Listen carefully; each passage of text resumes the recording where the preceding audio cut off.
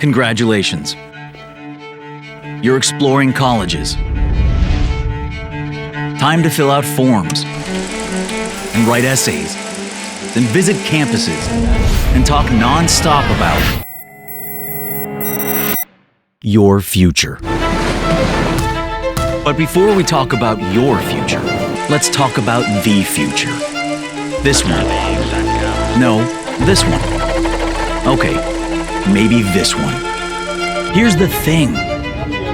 The future hasn't happened yet. There are ideas about it, but they look less like answers and more like questions. Every question inspiring another question. And that's how it's always been.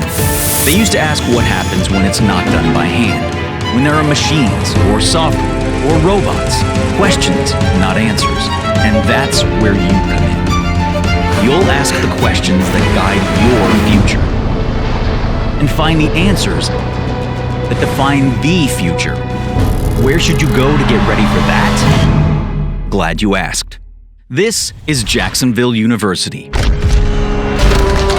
It's not just a perfect place for sunny waterfront beauty shots.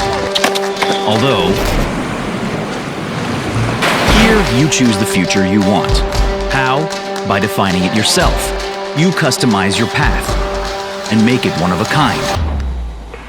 Define it on your own terms. Want to combine majors? Go for it. This is a place to turn ideas into plans and plans into reality. It's a place to learn by doing, to do the research and ask important questions, to dare and fail and try again, and succeed, and then take that success and attack the next big challenge. Bringing marine life back from the brink, reimagining transportation, robotics, AI, VR, the next big thing.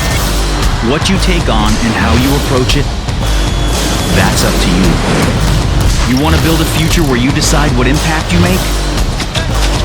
You've come to the right place.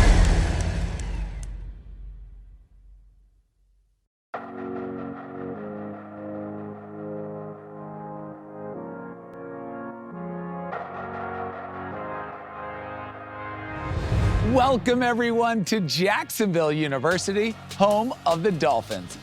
This premier private university is located in sunny Jacksonville, Florida, one of the fastest growing cities in the Southeast. Nestled on the banks of the St. Johns River, this tight-knit campus of just over 4,000 students is only 20 minutes from the beach and 10 minutes from downtown. If you're looking for a one-of-a-kind college experience, this is the place. And the minute you step on campus, you will feel like family. And I should know, I'm a proud Jacksonville University alum. I'm your host, Alex Boylan, and over the next hour, we'll explore what makes my alma mater such a special place to live and learn. In this episode, you'll hear inspiring stories from future doctors, nurses, actors, pilots, artists, and even shark researchers, and hear why JU is the perfect school for them. Get ready to dive in. I can't wait to show you around my old stomping grounds. Welcome to Jacksonville University. This is the College Tour.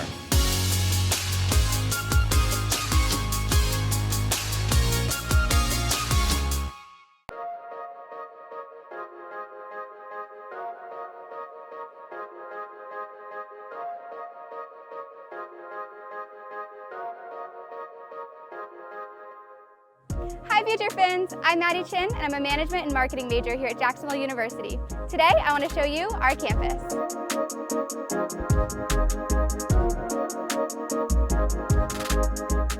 Let's start with where you'll live. Botts and Williams Hall are exclusively for freshmen. First year housing is all about the experience. This is more than just a place to sleep. This is where you'll hang out, study, play, and make lifelong friendships. There's a kitchenette on the first floor for you to use. And laundry is free, just bring detergent. Most students live with a roommate. Each room provides a bed, desk, and chest of drawers with endless possibilities of how to set it up. I was nervous about living with a roommate my freshman year, but it was like a fun year-long sleepover. I'm really excited to come back for my 4th year living on campus this fall. The Kinney Center is where a lot of students hang out between classes to grab some food, study, and meet up with friends. It's named after Dr. Frances Bartlett Kinney, the former president of JU. She was the first female president of any university in Florida, and she lived to be 102. Inside is our Riverview Dining Hall. where you can use your unlimited meal plan, and our full-service Starbucks, which is open 80 hours a week. Let's head next door to Davis Student Commons. Davis Student Commons is another place to hang out, grab a bite, and get in a workout. The fitness center on the first floor features all new equipment and a variety of group exercise classes. Davis Student Commons is also home to our new JAX Esports Club team and gaming room. We have over 130 clubs and organizations at JU, for everything from surfing to bass fishing. This is one of my favorite places to study and hang out, the River House. Built in the 1980s, it was originally the JU President's House. In 2014, President Cost converted it into a riverfront hideaway for students and fun campus events. Students hang out by the fire pit, enjoy movie nights, or hold club meetings here. And sometimes you can catch a beach volleyball game. The pub offers burgers, sandwiches, and salads, plus beer and wine for those 21 and older. JU's Davis College of Business is home to our internationally ranked MBA program. For 8 years, CEO Magazine has ranked the program among the best in the world. Fun fact, this is also home to our School of Aviation and our world-class aviation simulator. Jacksonville University is a tight-knit community, especially in the classroom. With an 11-to-1 student-to-teacher ratio, your professors will know you by name and can offer one-on-one mentoring. Here at JU, classes will never be taught by teaching assistants, only professors with years of experience in their field. JU has 58 majors and 67 minors. Our top 5 declared majors are nursing, business, kinesiology, marine science, and aviation. 1 in every 4 students at JU is also a Division I athlete, and Dolphin Athletics offers modern training facilities that serve as a home away from home for our student athletes.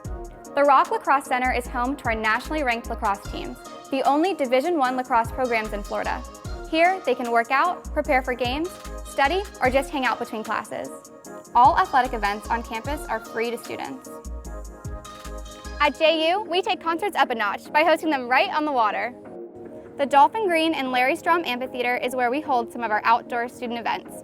One of my favorite traditions here is Porterfest, held every year on Charter Day, which is JU's birthday. We celebrate with a day of service and a concert just for students. This is one of the best kept secrets on campus, the ODEC of the Marine Science Research Institute. It's tucked away on the banks of the river, making a quiet, scenic spot for studying or just relaxing by the water.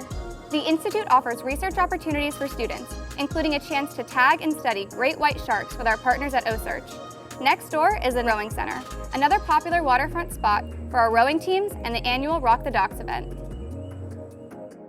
Here at JU, we do things a little differently, even relaxing. With hundreds of sunny days every year, you'll find many students hanging out at areas just like this. It's one of the several recent projects that came from suggestions our students made to President Cost. Areas like Nelms Plaza also feature dozens of charging stations for laptops and phones. And the hammocks are my prime nap spot. If you plan to pledge a fraternity or sorority, there's a good chance you'll live here in North Hall. Each chapter has a hall for their sophomores, juniors, and seniors, chapter president, and a fully furnished chapter room. This is also where our faculty and residents lives, serving as a resource for students throughout the year. Terry Concert Hall is one of our fine arts performance spaces on campus, where many of our musical ensembles and visiting artists perform throughout the year. This is also where we host political debates, guest lectures, and other major events, like our homecoming pageant for Miss Delphina and Big Man on campus. And last, but certainly not least, meet our 2 mascots, Nellie and Duncan. These statues were designed and sculpted by JU professor Jim Benedict and his class in 2014, and it's definitely the #1 spot on campus for photos. All right, future Fins, now you've seen all my favorite spots on campus, but before you go, you gotta learn how to flip your fin. It's easy. Just hold up your left hand with your thumb, pointer, and pinky to make the letters J and U. Fins up, guys. We're so excited for you to come visit us in person. Sign up at the link below, and we'll see you soon.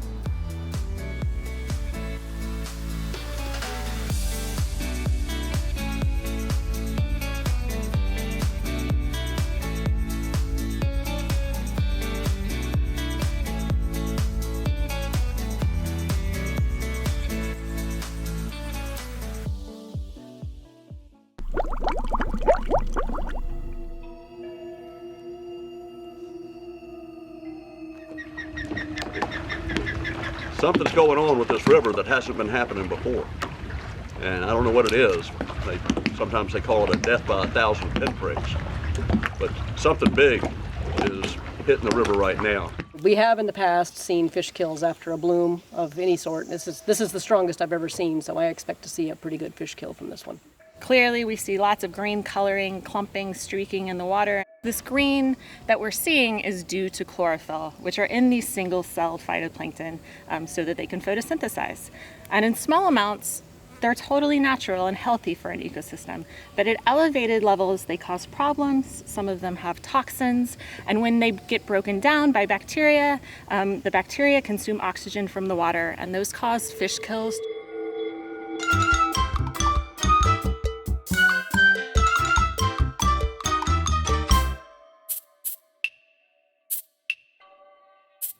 For over 15 years, my students and I have been studying algal blooms in Tennessee, New York, and Florida.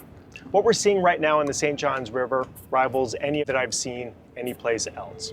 Follow us as we join Dr. Melinda Simmons as we go along the river with the St. Johns Riverkeeper, as well as Riverkeeper volunteers who live on the river. We'll show you spots along a 70-mile stretch of the St. Johns, from above the water, under the water, and we'll see what these algae look like through a microscope. And what we'll show you, I consider a disaster.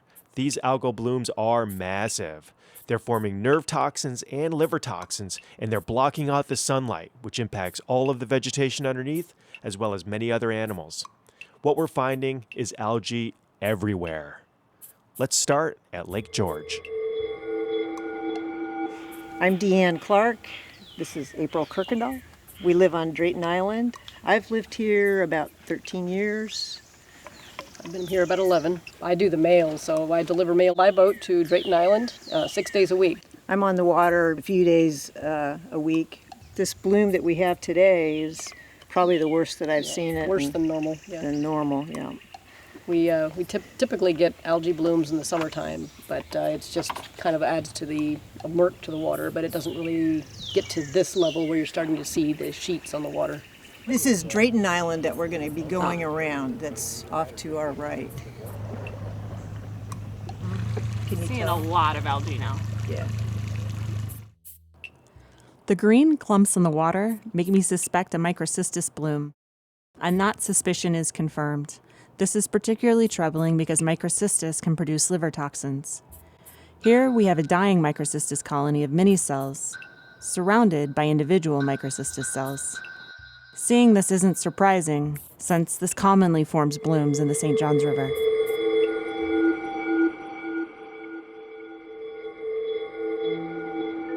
Yeah, my name is Mike Stallings, and I've basically been on these two rivers all my life. Grew up on them.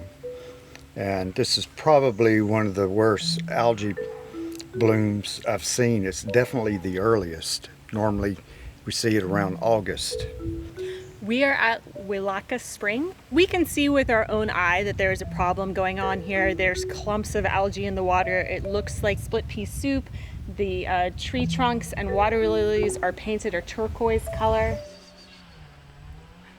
So this looks like a Phanazomenon, which looks like little grass clippings. In addition to Aphanizomenon, the sample also has Microcystis and Dolichospermum.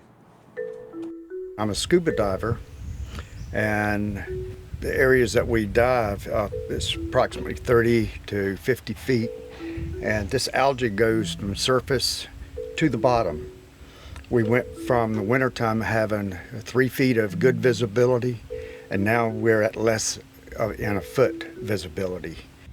You can imagine if we can't see through the water, how organisms that need to find food from the air, such as osprey, may have a hard time locating prey flying above when the water is this cloudy with phytoplankton.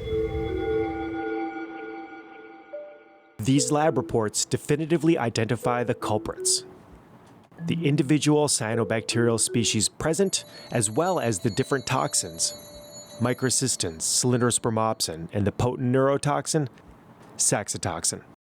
Saxitoxins are nerve toxins that prevent your neurons from firing properly, so ingesting this toxin can cause numbness, tingling, incoherent speech, and even respiratory failure.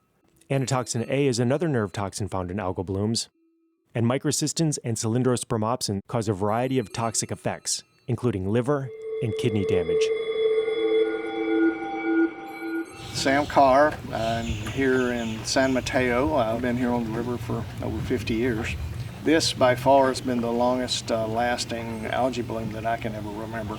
The very first time that we saw it was April the 10th, and so here we are this morning on May the 6th. It was just about as bad this morning as it was on April the 10th. What has shocked me about this particular algae bloom is that it's not just on top of the water, it's down through the entire water column and all the way across the river.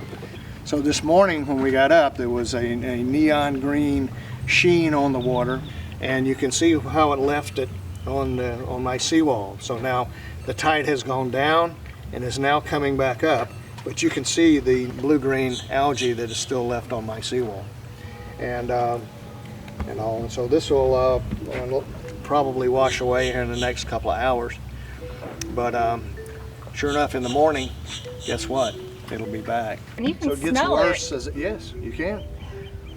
It Initially, we couldn't smell it, but by the April the 23rd is when I first walked out, and I could feel it. It gave me a headache almost immediately. My name is Bob Vernstein. I worked at the Water Management District for 20 years. I'm retired now, but still dabble in science and do some consulting. We've lived here at this spot on the river near Forester Point for 29 years now. And this is as dense as I have seen the algal bloom in all the times we've been here. Generally, it's in the summertime. So this, starting in April, Easter, this was early in the year.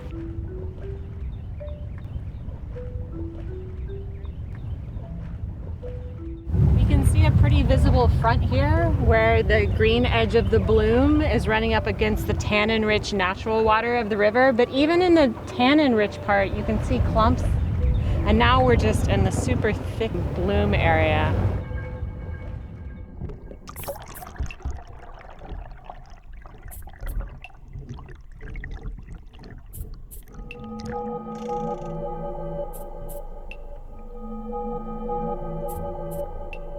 It's been 4 days since we were at Site 4, and now we're out on the main stem of the St. Johns River.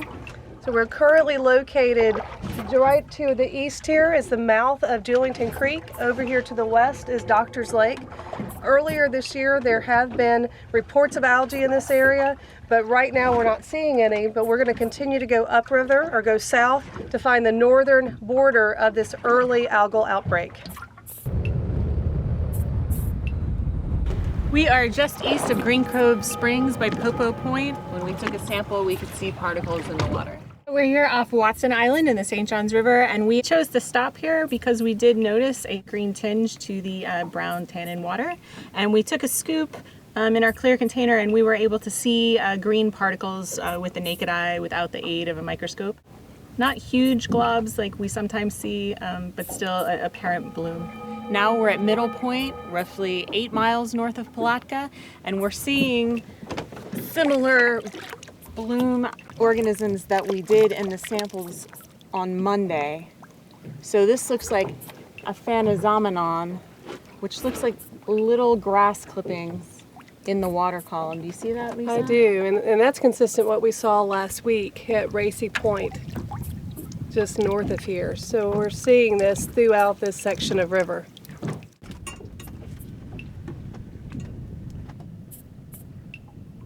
Wow, so even at our lowest magnification for this microscope, which is 60x, I can see a lot of Phanozomenon. You see them as long greenish gold threads on the microscope. And this is what we saw on Monday at sites 2, 3, and 4. It's not something I would want to swim in. Yeah, well, it's not something you want to see in our river. And sadly, this is consistent with the state data that's coming in since the beginning of this bloom earlier this April. And it's also the dominant species from the 2010 super bloom that was also associated with fish skills. And since these can fix nitrogen, there's no stopping them as long as there's plenty of phosphorus. And phosphorus levels are elevated throughout the St. Johns River. The Water Management District reports that's due to fertilizers as well as unsustainable use of biosolids, reclaimed water. So we have to do something to reduce phosphorus levels, or we're going to continue to see this in the St. Johns. So the Riverkeeper was talking about high phosphorus levels that the state reported, and it being correlated with elevated algal blooms, and specifically F-anisomenon. And you mentioned that F-anisomenon fixes nitrogen. So explain the connection between all that. Okay, so photosynthetic organisms, such as the bloom organisms we're seeing in the river right now, they need things like nitrogen and phosphorus, things we typically find in fertilizer that we might use on our lawns. But some of these organisms, like Dolichospermum, F-anisomenon, they're able to use atmospheric nitrogen. That's the most prevalent gas in our atmosphere. So at that point, the only thing that's limiting them is phosphorus. And so if we have elevated phosphorus levels in our river, these organisms are going to bloom like crazy. And this is what we saw in 2010, a big bloom of F-anisomenon over about a 70-mile stretch of the river. And that's approximately the range that we covered on those 2 sampling trips. Right. So what's a summary of those 9 sites that we stopped at over that 70-mile stretch on those 2 days? What's a summary of the type of cyanobacteria you did see? I saw F-anisomenon at 8 of 9 sites, and I saw Dolichospermum at a handful of sites, as well as Microcystis at a handful of sites. And this is problematic because Dolichospermum and Microcystis are both known to produce toxins. Now, F-anisomenon, though, the story's still out on that, because largely they're non-toxic. Right. However, in a large enough quantities or in bloom quantities, they can still be harmful even if they don't produce toxins, because when they decay, it sucks up the oxygen in the water and it can still cause massive fish kills. And just as we saw F-anisomenon and over that 70-mile stretch, they also saw that in 2010. So it was a very similar situation where water temperatures were very high, which is something we saw at all of our sites. That's right, it was in the 80s. Like the water temperature was super warm. And as Sam Carr said, you know, we had a very mild winter. Yeah. And he thinks that that's why it came so early, and we agree. And that's the thing, we're all wondering, us and many other scientists, is it going to be like 2010, where F-anisomenon takes that nitrogen out of the atmosphere, converts it to organic nitrogen. When they die, it allows Microcystis, for example, to then rise in very high levels. So a lot of scientists right now are thinking that we're going to have some more massive blooms after the F-anisomenon dies. There's a lot of concerned people.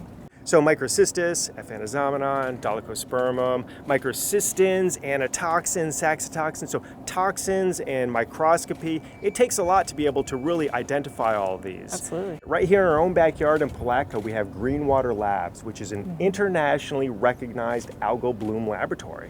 And for our next video, we're going to go down there and we're going to talk to the scientists, and they're going to show us how they analyze blooms to identify the different species, as well as the different types of toxins that are there. So stay tuned for that.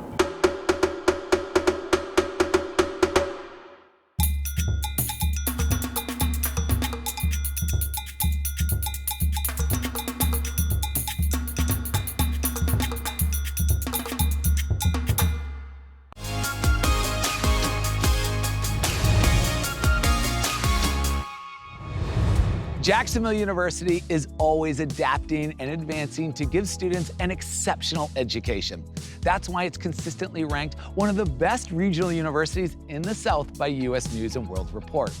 Earlier this week, I caught up with fellow alum and Jacksonville University President Tim Kost to talk about all the progress that's taking place here at JU. Check it out.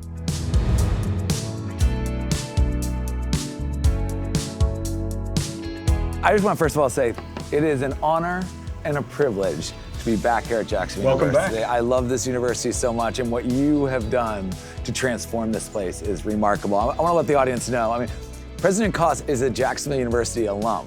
Went on for 30 years to run some of the biggest Fortune 500 companies in the world and brought all that experience back here 10 years ago, and you've transformed this place. I mean, congratulations. Thank you as an alumni. And would you mind spending a little time just telling the audience a little bit of what you have done? Sure, sure. And it's great to have everybody interested in Jacksonville University. Thanks for inviting us to participate. I mean, this place changed my life. I mean, I came here in the late 70s. I think you came here way after I did. But this idea that you could come someplace and realize all your ambitions and that everything about the campus, I came back 10 years ago, incredible faculty, great staff, beautiful weather. We teach interesting, relevant stuff. If the student wants to take a big bite out of international travel or finance or the arts or whatever it is, we make it available to them. And the idea was, could you move the students' ideas, the students' input into the center of everything we did? And that's what we've tried to do. and it's turned out so far. And it's exciting to see somebody like you come back who's done so well, and they see such a difference. It's gratifying. Well, it's one of the best places to go to school, right here in Jacksonville, Florida. It's an amazing town. But what you've done to this campus, how do you keep the JU culture that we both know so well, and what does the future look like? Yeah, future of the university is going to look a lot like the future of everything that's around today's student. So the idea of they want to be involved in esports, so now we teach it. They wanted Starbucks and Chick-fil-A, now we have it. This building was a president's home until recently when we asked the students what they wanted. They wanted a place where they could eat outside and get a craft beer if they're of age, hang out by the water and study, and that's what we made it. What's happening in the economy has changed. For instance, we're talking about the whole collision now between business and healthcare and technology. We're going to respond to that and have it ready when today's high school student comes to school here. Yeah, it's so fantastic. It's so fantastic. Well, listen, I want to drink to that. Cheers to you. All the success. It's amazing what you've done, and I can't wait to watch the next 10 years unfold. Thanks for being back. Cheers. Appreciate it, President Cost.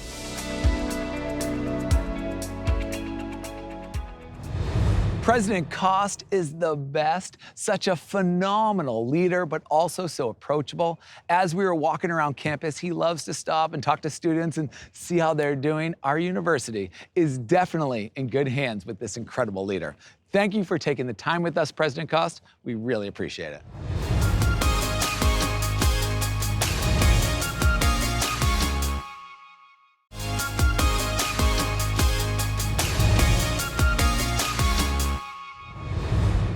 Here at JU, we talk a lot about the dolphin family. But what does that mean exactly?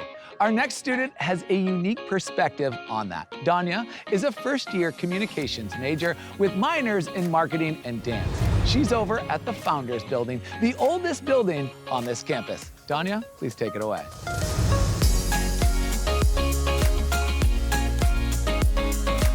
Thanks for the intro, Alex. Hey everyone, here at JU, we're a tight-knit community, always encouraging and challenging each other to reach higher.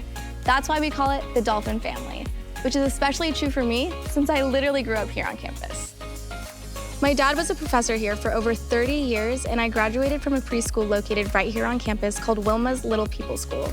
I was lucky enough to attend Wilma's with my twin brother and have so many fond memories growing up there. One of my favorite memories would be when my dad would take us to his office and let us get any snack we wanted from the vending machines in the break room. As a communications major and marketing minor, I spend most of my time in Davis College of Business. Over the years, I have built some great relationships with my professors, not only because they're great people, but because I knew most of them growing up. Whether you spent your childhood on campus like me or not at JU, you're not just an enrollment number, you are family. Our 11-to-1 student-faculty ratio means your professors will know you by name and they're invested in your future. You'll have access to leading experts in their field who will become lifelong mentors. You can call, text, and even eat lunch with faculty.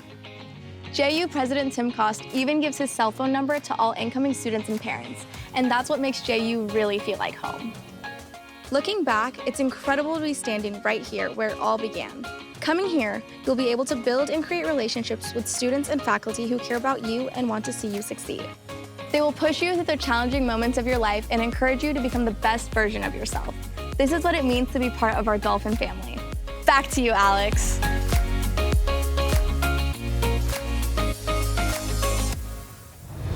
Wow, what a cool story, and I feel the exact same way. It is incredible to be standing here where it all began. I still keep in touch with many of my classmates and professors from JU. They played such a central role in my story too, and I wouldn't be here without their encouragement and support. Well said, Danya, and thank you for sharing your story.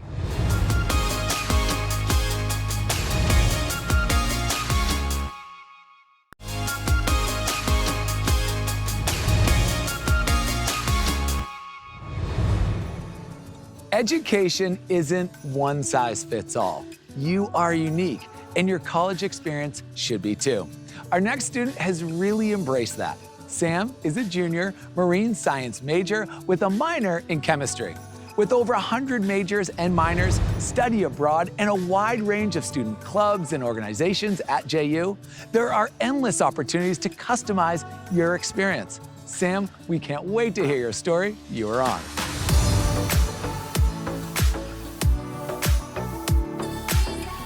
Thank you, Alex. Hello, everyone.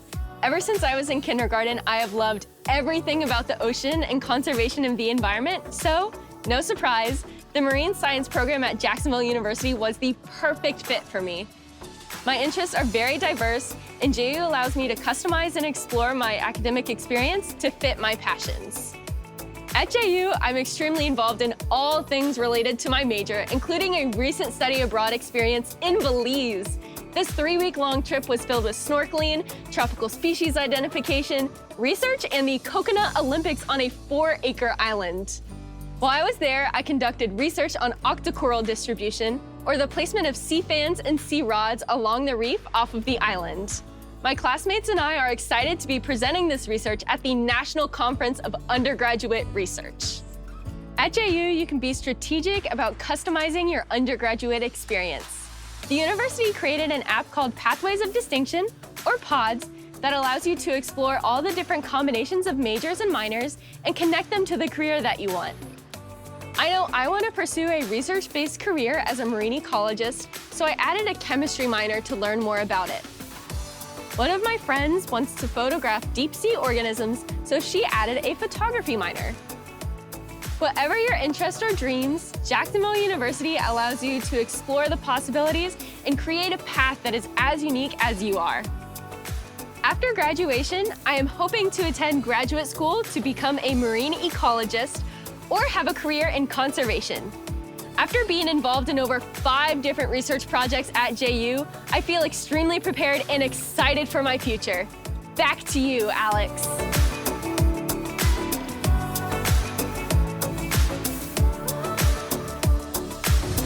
Way to go, Sam. I can see you're gonna make a big impact on the world. Keep up the amazing work. The Dolphin family is certainly cheering you on.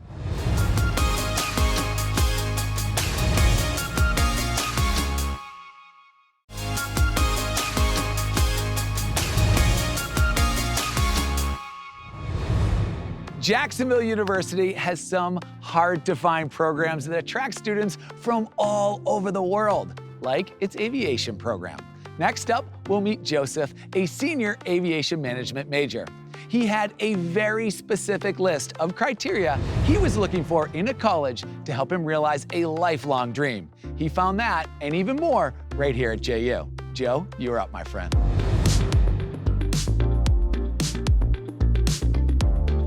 Obrigado, Alex. For me, travel is a gifted passion. I'm multinational. I'm from Brazil and Lebanon, and I grew up in West Africa. So it's no wonder I found a passion for aviation, a career that would let me travel the world. Finding a college that offers both pilot training and a bachelor's degree is very challenging, until I came across Jacksonville University, which had everything I wanted and even more. Since I was a child, I knew I wanted to become a pilot. My obsession with airplanes is something everyone knew about. To grow and achieve what my younger self once dreamed of is the most heartwarming feeling. JU students get a hands-on experiential learning and a 360-degree education, which allows them to develop their student life in all aspects. In JU's aviation program, students are taught how to become a pilot and leaders in the industry since day one. The professors have had careers as airline captains, military officers, and other aviation executives, and students here get to learn by using a state-of-the-art flight simulator. And the best part, graduates of this program have a 100% employment rate in the field. On top of that, Jacksonville University has partnerships with Delta Airlines and JetBlue, to name a few, for the best airline pathways. All JU Aviation graduates are qualified for the Restricted Airline Transport Pilot License at 1,000 hours of flight time, and it's one of the few institutions that's authorized for such certification. This means that we get to move to the airline industry 500 hours earlier than many other schools. JU's college experience is beyond fulfilling. You get so many opportunities to engage with students and faculty within your major and beyond to help you prepare for the real world in all possible aspects. Well, I'm taking off, Alex. You're clear for landing.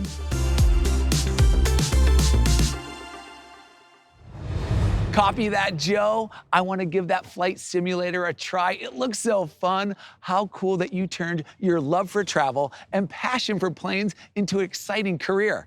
When it comes to your future, the sky's the limit, my friend. Take care, Joe.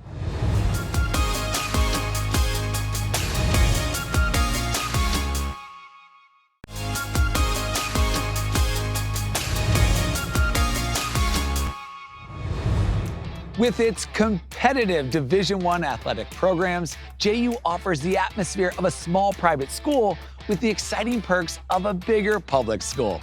From its legacy basketball program to its powerhouse lacrosse teams, school spirit is at an all-time high here. Let's head over to the brand new Basketball Performance Center to meet a brother-sister duo full of Dolphin pride. Bobby, Maggie, please take it away.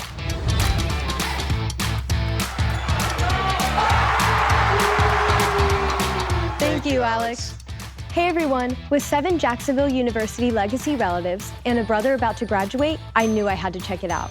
While JU has an amazing nursing program, what really sold me was our campus community. When I was accepted to JU, I got a surprise visit from our spirit team right outside of my front door, welcoming me to the JU family. The Sirens dancers caught my eye, so I auditioned immediately and made the team. I was at every home basketball game cheering on our teams. Since becoming a member of the dance team, my teammates have encouraged me to become involved even more. Now, I'm a student ambassador, a Diamond Girl for our baseball team, and a member of Alpha Delta Pi where I hold a leadership position. And it's only my first year. With 17 Division I athletic programs and free games for every JU student, cheering on our Dolphins is a central part of the campus experience. Before every basketball home game, we have a pregame tailgate party at the plaza with live music, food trucks, beer garden, and big student giveaways. It is easily one of my favorite traditions on campus. As a Fanatic student section leader, I am responsible for keeping the crowd hyped during the games, something my dad even gets involved in as we yell JU back and forth across the court. Ask any of our opponents and they'll tell you Swisher Gym is the toughest place to play in the ASUN Conference. All of our Dolphin student athletes are amazing competitors who dominate on the court, on the field, in the water, and in the classroom. As a group, our student athletes have one of the highest collective GPAs on campus. Leaving JU this year will definitely be one of the hardest goodbyes, but I'll be back to cheer them on. Fins up, future Dolphins. I love it. Multiple generations of Dolphins getting rowdy in true JU style. It's a family affair. I remember those games in Swisher Gym when I was a student, and I'll never forget friends and fans cheering me on when I played on the JU men's soccer team. Fins up, Bobby and Maggie.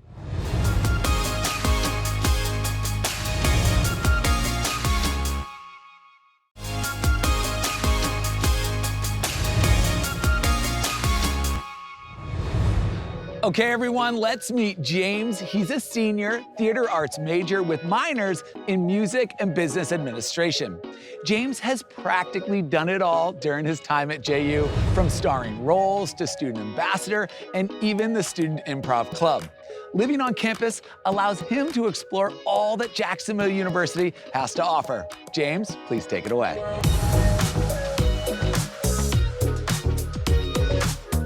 Alex, that was wonderful. Thank you. Hi, everyone. I've been performing for about as long as I can remember. I grew up singing in church, and then I started performing on the stage in high school. So when looking for the program for me, JU's small class sizes, expert professors, vibrant theater program, and beautiful campus made my school choice pretty easy. One thing you'll hear about JU a lot is the family environment on campus. Both the students and faculty are so friendly, it genuinely feels like my home away from home. I've been living on campus all 4 years, and it has been an absolute blast. Being on campus is definitely a huge plus when it comes to getting involved. You're always nearby for our basketball games, performances, exhibitions, and events like Trivia Night, where Dolphin Productions gives away free prizes. And also, being within walking distance of your best friends is always a huge plus.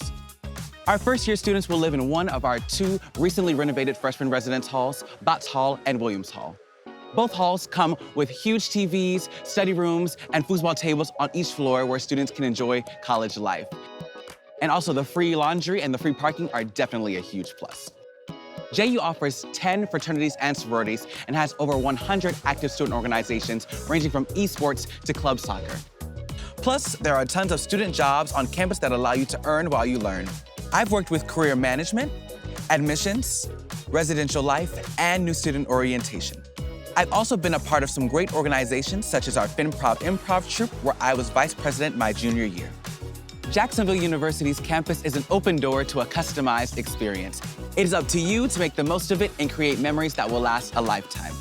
As for me, I plan on going into higher education while still pursuing my musical and theatrical endeavors. Look for me on a stage near you. Alex, back to you, my friend. Thanks, James. You were born for the spotlight, my friend, and I couldn't agree more. I have so many fond memories of my time here on campus and friendships that have lasted a lifetime. JU is still my home away from home. Thanks again, James. Take care.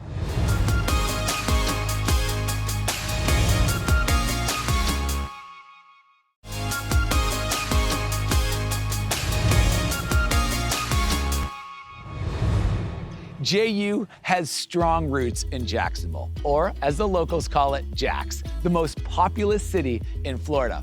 Its rapidly growing economy attracts global companies in healthcare, tech, business, and banking. And Jacksonville University has a downtown campus right in the middle of it all. That's where Charmaine is getting her master's in medical sciences on her way to becoming a doctor. How's it going, Charmaine? Everyone, and welcome to Downtown Jax. JU is known as Jacksonville's university, and our downtown campus is right in the center of it all. Jacksonville is home to Fortune 500 companies, and we're a leader in fintech, banking, and healthcare. Jax was recently named a Supernova City for its booming economic growth, and we're the #1 city in Florida for recent college graduates. I'm currently enrolled in the one-year Medical Sciences graduate program based in JU's downtown campus.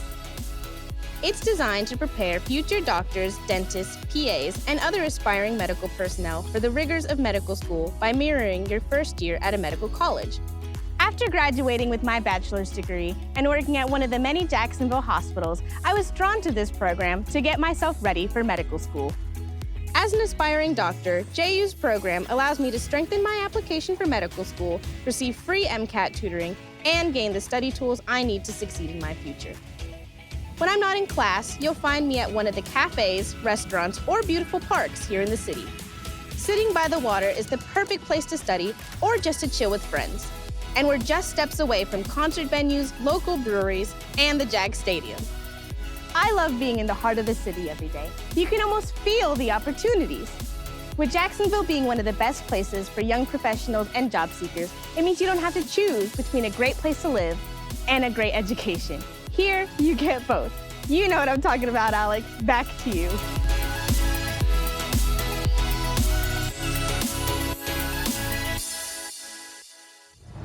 I sure do. I'll never forget attending the first ever Jacksonville Jaguars game in the very first season. It was amazing. Duval! Thanks for showing us around, Charmaine. That was great.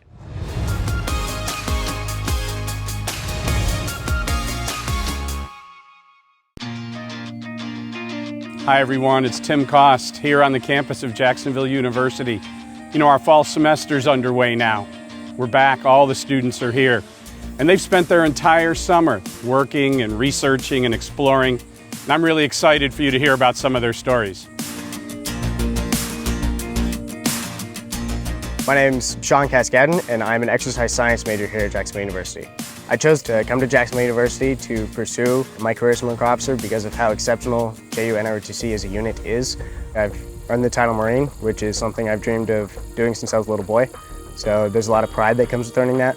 I was inspired by my mother. She was a corporal in the Marine Corps, and I kind of grew up around the culture, living on base. And I saw the impact that her officer leadership had on her life and my family's life. This summer, I attended Officer Candidate School in Quantico, Virginia. It is the schoolhouse that all Marine Corps officer candidates go to be trained, screened, and evaluated for their leadership potential to commission as Marine Corps officers. I was awarded the Honor Graduate Award, and the university is set to receive the Commandant's Trophy, which is an award given from Marine Corps Recruiting Command to bring awareness to not only my achievements, but the achievements of the university and the fact that they've prepared me. And the NROTC unit here has prepared me well to be successful at the Officer Candidate School. My name is Melanie Doan. I am a marine science graduate student at Jacksonville University. I spent the month of July in Sorrento, Italy. We're there with the marine science program, learning about marine ecology and marine geology of the region. We did a lot of snorkeling around the Sorrento Peninsula. and the Amalfi Coast too. My project specifically was looking at rocks on the beach. Overall, this could help encompass everything together with fish and the wildlife and the physical attributes of each of these beaches, so you can go there and be like, oh, well, these rocks look like that, so maybe we'll find this type of fish.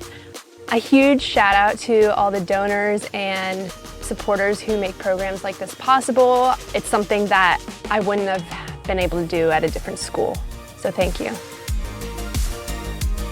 My name's Tyler Kopp. I am a chemistry major at Jacksonville University, and I want to research neurodegenerative diseases like Parkinson's and Alzheimer's. The reason why I'm so interested in researching those is as the population gets older, we'll see more cases arise, and there just needs to be a cure so that we can preserve the mind as long as we can. This summer I was researching in the Dr. Smith lab at the University of Notre Dame. This summer experience helped me so much on getting closer to my research goals in neurodegenerative diseases. First experiment I ran with the zebrafish, I'm going through and making my data analyzations, and I remember a very surreal feeling of this is where I should be, this is what I should be doing, I'm in the right spot, and it really motivated me. So as you can see, that's just a small handful of the incredible stories that our students have been putting together over the summer. None of this could happen, their ability to build themselves as global citizens, if it weren't for you. So I hope you'll join me this fall in investing and reinvigorating Jacksonville University through your participation. Thank you very much.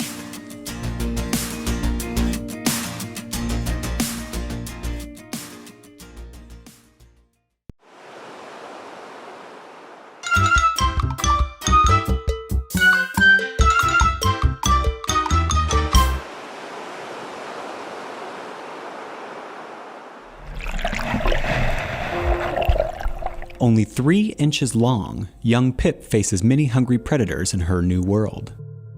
By instinct not fully understood by scientists, Pip swims toward her new home many miles offshore in the Sargasso Sea. The sargassum seaweed provides important cover from predators, and the increase of sargassum seaweed also means an increase in food. She will spend the next 10 or so years of her life growing up to 3 feet long and 200 pounds.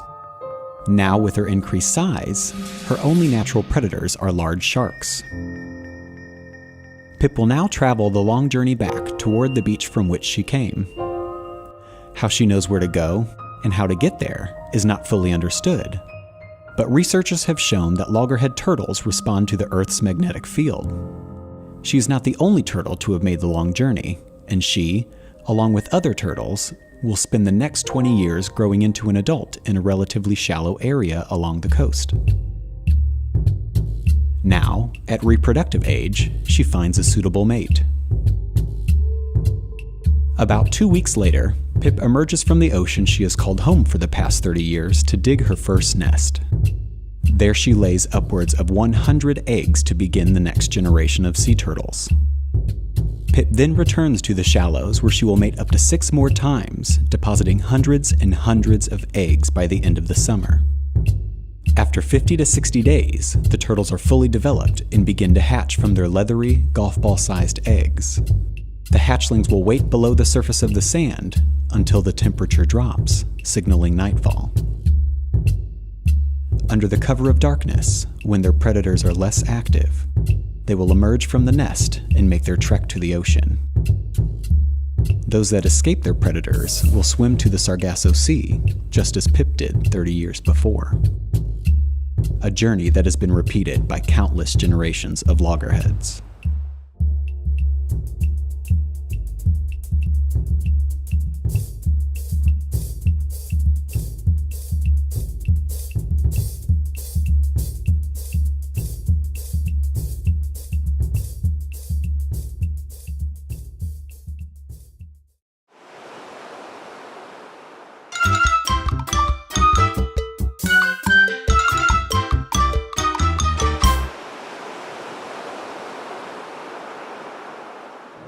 Now it's October, and we have a few turtle enthusiasts joining us.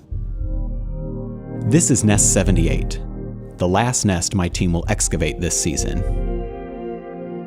We have excavated 5 nests since the dreaded death pit, and we're hoping we'll end the season on a high note. I worry that the hard, compact sand made it too difficult for hatchlings to make it out, and I brace myself for another nest of dead sea turtles. But there, a nose of a hatchling peeking out.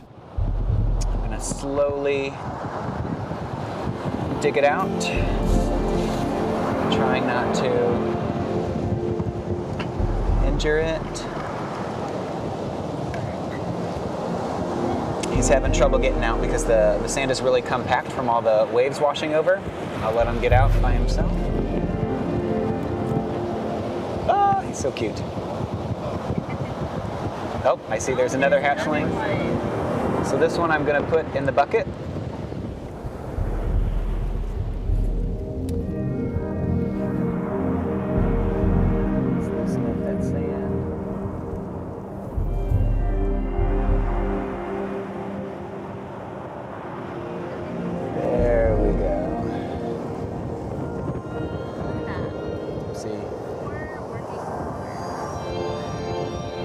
There we go.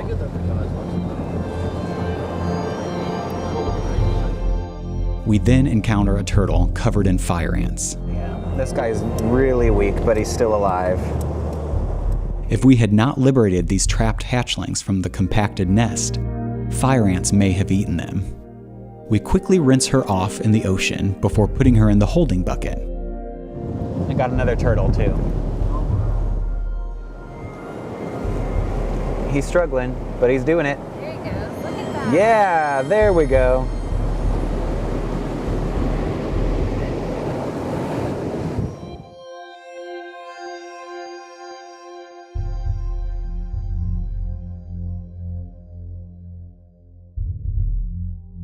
So far, all of the hatchlings we have encountered have been alive. That's a long crossing. He's a mover and a shaker. Yeah, he's really active. We have 10 hatchlings in the bucket. Here, we encounter a turtle partially in its shell. We call this a pip. This pip and the rest of the turtles we liberated bring our count to a total of 15 live hatchlings. One dead hatchling. Okay. Number of shells? Empty. 20, 30, 40, 50, 60, 70, 80. 83. 83. We take the bucket of turtles a few feet down the beach to release the hatchlings.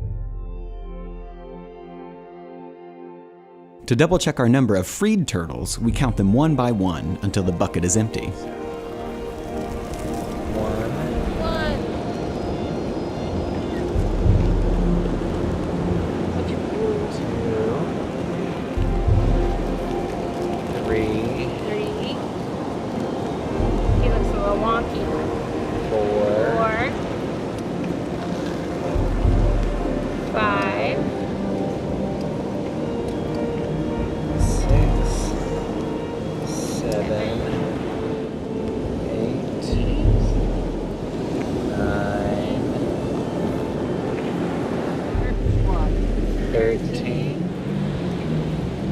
15. Total of 15. Some of these hatchlings have weak flippers. Sometimes we see this when the sand is really compact, like we saw in this nest. And so some hatchlings are slow moving and struggle to move forward. Others are active and move straight toward the water. Under the watchful eye of the volunteers, all these rescued hatchlings make it safely to the ocean. We know only 1 to 2 turtles out of every 1,000 make it to adulthood.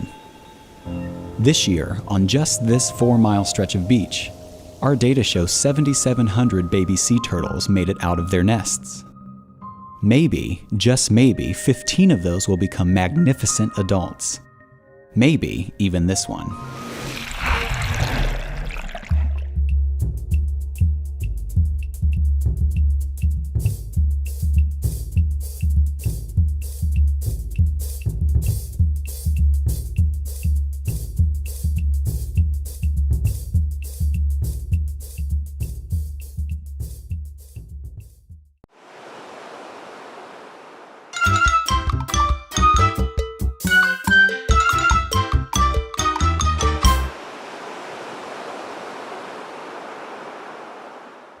This is nest 44, which was laid 8 weeks ago. Hatchlings emerged 3 nights ago, right on schedule. It is now time for us to excavate this nest to obtain data for the FWC and to save any hatchlings that might be trapped. As I dig, I'm careful, gently feeling for any differences in the texture of the sand. I can feel that I've reached the first turtles. The limpness of their bodies tells me they are dead.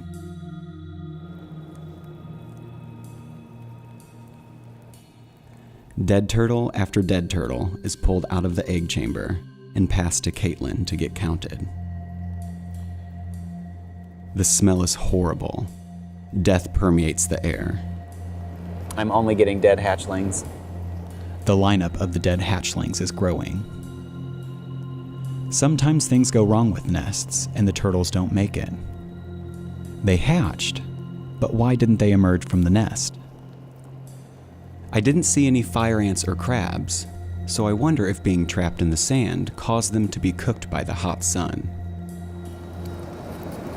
Okay, so I reached a big section of the eggs. So the turtles actually hatched and actually went above the eggs, and they were trying to get out but couldn't. So that explains why I'm just now getting to the eggshells, because the eggshells were actually below the hatchlings.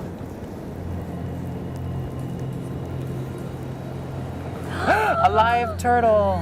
Hey! Oh my God, barely. So right here we have a loggerhead hatchling. This guy is barely moving, but you can still clearly tell that he is alive. Some slight movement, but he's very weak. He's been trapped down there for a few days, actually, with all of his brothers and or sisters. We put the freed hatchling in a bucket that serves as a holding area until it is released.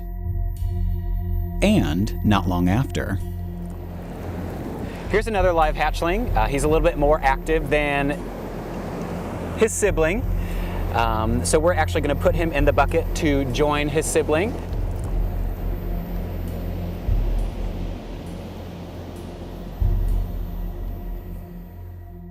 By counting the number of eggshells, we can determine the number of hatchlings that made it out on their own. This nest had 85 dead turtles, making it one of the least successful nests of the season in terms of hatchling survival. While it is difficult to see all of these dead hatchlings, knowing that they are sources of nutrients for the ecosystem puts it into proper perspective. By placing the dead turtles and eggshells back in the nest, we allow nature to take its course. 95 eggshells have been counted. So with the 85 dead hatchlings and the 2 sea turtles we saved today, we determined that only 8 turtles had emerged from the nest on their own. Now rescued, these 2 turtles receive a helping hand to make it to the next step in life's journey. Come on, little guy.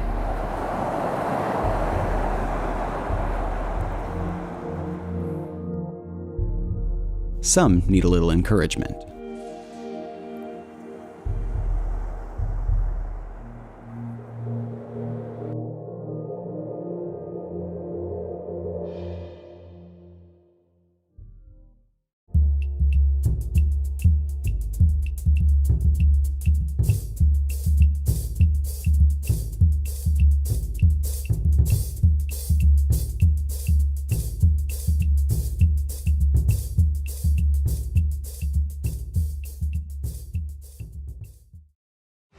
CBS 47 and Fox 30. It's time for This Week in the 904. Welcome to this week's edition of This Week in the 904. I'm Emily Turner, and joining us today is the president of Jacksonville University, Tim Kost. Thank you so much for joining us. I appreciate you taking the time to be here with us. Thanks for having me. Yeah, and you are not a new face at JU. You've been around for a while, not just this stint, but before. What's your background there? Right, sure. I came down to Jacksonville University first in 1977 as a student athlete, grew up in upstate New York. Came here, got a great education for 4 years, completely changed my life, my view of the world. Had 32 years in business, and got invited to come back to my own alma mater, my undergraduate alma mater, to serve as president 12 years ago. So here I am. It's been a great ride. It's quite the pivot, though. So you spent years in corporate America in big, high-ranking jobs. What was the pivot to higher education? Yeah, the idea of watching my own two children, one go to a great regional university, Wake Forest, and get a great education, be a Division I athlete, and one go on to Penn State, a great big superpower, and went on to be a pro athlete.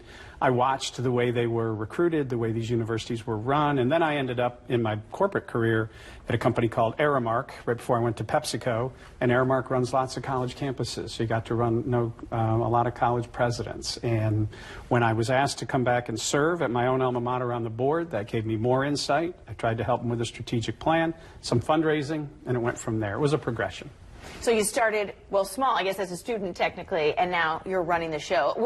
How has JU changed just in your personal experience from your days as a student to what JU and how JU operates now? Sure, but back in the day, if you go back into the 70s when we were coming off the great era of Artis Gilmore, the most famous student who ever went there, put us on the map, it was a very small school. It was 1,500 students. Today it's 4,200 students.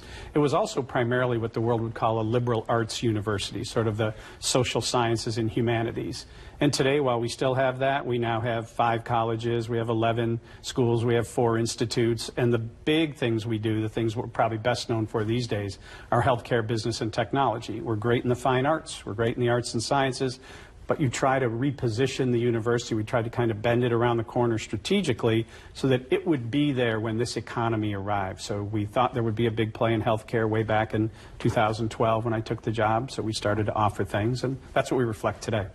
And so it's more liberal, or was more liberal arts. Now you guys are really focusing on some of these up-and-coming industries. You said, 5 schools, and walk us through that, because I think many people don't know what all JU actually offers as far as, I know there's a law school now, and what else? Yeah, sure. So if a university like ours, which is called comprehensive, that means it gives a whole range of degrees, all the way from 4-year degrees, we don't do 2-year degrees, 4-year degrees, through master's degrees, through doctoral degrees. So if you think about it, the colleges are the Davis College of Business and Technology, we can talk about that, the Stein College, Linda Berry Stein College of Fine Arts and Humanities, then you've got the College of Arts and Sciences, and then you've got the Brooks College, Brooks Rehabilitation College of Healthcare Sciences, where huge things like nursing are in there. And then you've got the law school. And starting next year, we're going to have an honors college, so you'll have 6. So a university has 6 colleges, then it has 11 schools, a school of nursing, a school of education. Then it has institutes, things like the Marine Science Institute with Quint White and Brian Franks, or Public Policy Institute with Rick Mullaney. Those things roll up into the comprehensive university. Where does most of the student population fall? Most of the student population falls in the world of undergraduates, so think 18 to 23. So the school has 3,000 students that come from all around the world. 48 states and 35 foreign countries are the undergrads, that's 3,000. Then you have another nearly 1,300 graduate students that are equally divided among a number of the schools. But the largest college inside the university is related to healthcare. Which would be the one that started sooner or more recently? The ones that started most recent, right, so if you go back to the beginning, to 1934, we just turned 90 years old.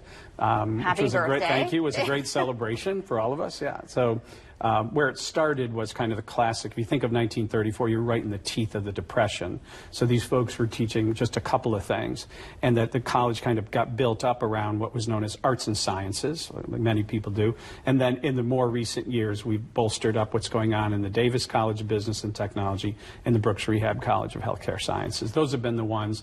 You look for what's close to market. If you look at what you're covering every week, where are things? Are they mostly people that are taking history and English sometimes, if they're in the arts or philosophy or psychology?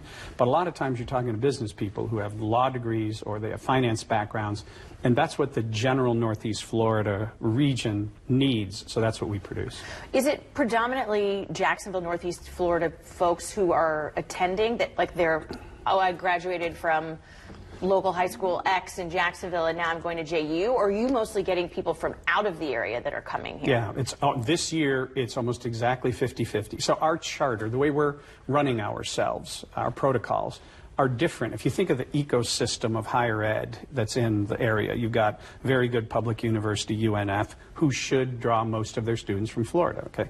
You've got a very good HBCU, okay, Edward Waters. Then you've got FSCJ, the state college, that draws, it may trend a little bit older in it. We are the kind of class, we're like a Wake Forest or an Elon, something like that. Davidson, a small to medium size, 4,000 plus. And we draw, the largest state we draw from is Florida. After that, it's New York, Pennsylvania, North Carolina, Virginia, Texas. You keep on going, you'll get to Georgia. And it's about 50% from the state of Florida, and it's about 50% from around the whole world. So that's the role we should play. Our goal is to kind of privatize the risk for the whole region. We'll go out and recruit. We're all over the world explaining to people what is Jacksonville, Florida. Then we'll explain to them what is Jacksonville University. So I always say anything good that happens in Jacksonville is excellent for our university. If it's at another university, if it's at a corporation, if it's a not-for-profit, it's with the mayor's office, we're able to take those things and we market those things. We have people in enrollment and admissions out around the world. And once we get them onto our campus, we have an unusually high batting average. If people come visit our campus, they tend to go to school there. It's a beautiful piece of land we inherited. We know the weather's great. It's right on the water. And we've invested a lot in it. It's safe, it's well manicured, and people have a good experience. It's interesting because having grown up here, JU is very different now than it was. I feel like anyway, it felt more like a local school, and it was. But now, are we really competing at that level against the Davidsons and against Furman and that kind of thing? Are those? We're at that level. Yeah, so there's about, anybody could look this up on any of their favorite AI tools. There's about 4,000 institutions that grant degrees in this country. That's not just, we're Division I, we play Division I sports. But if you look at all of them, 4,000, the Wall Street Journal creates a thing called the Top 500. And we are number 352 out of the 500, out of the 4,000. So there were only 4 private universities from the state of Florida in there this year out of the 30 private. So this idea of, little JU, it's been around forever. I think it's kind of a commuter school. It's from these northern kids who play sports. I probably resemble that remark from back in the day. We came down here, athletes would come down here, primarily in those days, to play basketball and baseball. And now it's everything from lacrosse to women's golf to volleyball. I mean, you name it. You play 17 D1 sports. But it's not the commuter school some might have thought about it back in the 60s and 70s. You talk a lot about what is positive for Jacksonville is positive for Jacksonville University. And it's pretty clear through your track record so far that you guys have been a good partner with the community. Can you talk a little bit about some of the things you're doing? Let's just start at home in Arlington, where the campus is. Yeah. Well, the goal there was, I'd left. I graduated in '81. I came back as the president in 2012, and obviously Arlington had changed a lot. Lots of cities like Arlington, where I had lived all around the world, had changed a lot. So we launched this concept back then with Mayor Brown, then through Mayor Curry, now with Mayor Deegan, of what's called Renew Arlington. So we're the largest employer in all of Arlington. We've been there the longest. I mean, we can be a bellwether. Most people don't think of a university as a bellwether business or an economic driver, but we have hundreds and hundreds of employees. We have thousands of young people and their families. We have an awful lot of visitors. And it was what role could we play rather than create a pulled back ivory tower strategy and let's close the gates. What if we open the whole thing up? What if we turn this inside out and welcome in Arlington? And I don't consider us in Arlington, I consider us of Arlington. We've been there for a very long time. And the goal then became, all right, can we catalyze investment? So perhaps we could invite, and it happened, people to build housing nearby. That they did. It turned out to be beautiful, what's called Jackson Commons. Could we invite Wawa to come in nearby? And they did, right up the road. Could we invite a terrific young developer, Alex Safakis, took over down the road and renamed it College Park, because there's a college nearby. We invited in Idea Schools, a public charter school, which came right onto our grounds. We built out the whole north side into what's called a medical mall, and our partners there include everybody from Baptist and all of the major players. So this idea of the university being a positive catalyst for economic activity, which could mean also partnerships with the Jacksonville Sheriff's Office. We've had an excellent relationship all the way back to Sheriff Rutherford through Sheriff Williams, now with Sheriff Waters. I think people on our campus feel good. They come from around the world. They bring their cars. They bring their families onto campus. And I want them to feel that culture. It has to feel like a family. They've got to not just feel connected to the university. They've got to feel like they belong. And if you're a very, very large university, and there's a lot of them in Florida that are 40 to 50 to up to 70,000, we're 4,200. You got to feel like this is the place for you. When it's like when you walk into a house and you say, yeah, this is the place. You walk onto our campus, many students say, I knew when I walked on campus, this is where I wanted to go. We try to foster that. And it's beyond just Arlington, too, because you guys are expanding now in a huge move downtown. Yeah. The thought there was, you're right, the thought there was, is there anything we could do? Because myself and a whole bunch of our senior executives on our cabinet, we sit on lots of boards, CEOs sit on our boards. You can get the velocity sped up between a good university and the local business community, but is there more we could do? Rather than clap from the grandstands that we hope things go well downtown, good luck all you guys, how about if we get involved here? So we laid down an early chip in the kind of chess match that I thought we could play in, which was to go into the VyStar Tower and put some graduate classes there. Did we need to be in the VyStar Tower? No, they were great landlords. We loved Brian Wolfberg, but we knew we were going to outgrow it. So we stayed there until we had gotten ourselves put in a position where we could pursue a law school, which was just a couple of years ago. And that was the moment we started looking around. We used Christian Harden and the guys at NAI Hallmark, and we looked all around for a place you could put a law school forever in downtown Jacksonville. How can you be near courthouses? How can you be near law firms? How can you be near corporations? And downtown Jacksonville was just a fantastic place to choose from. We found this great spot, 121 Atlantic, which is on West Forsyth, and we've just finished it with great help from the city.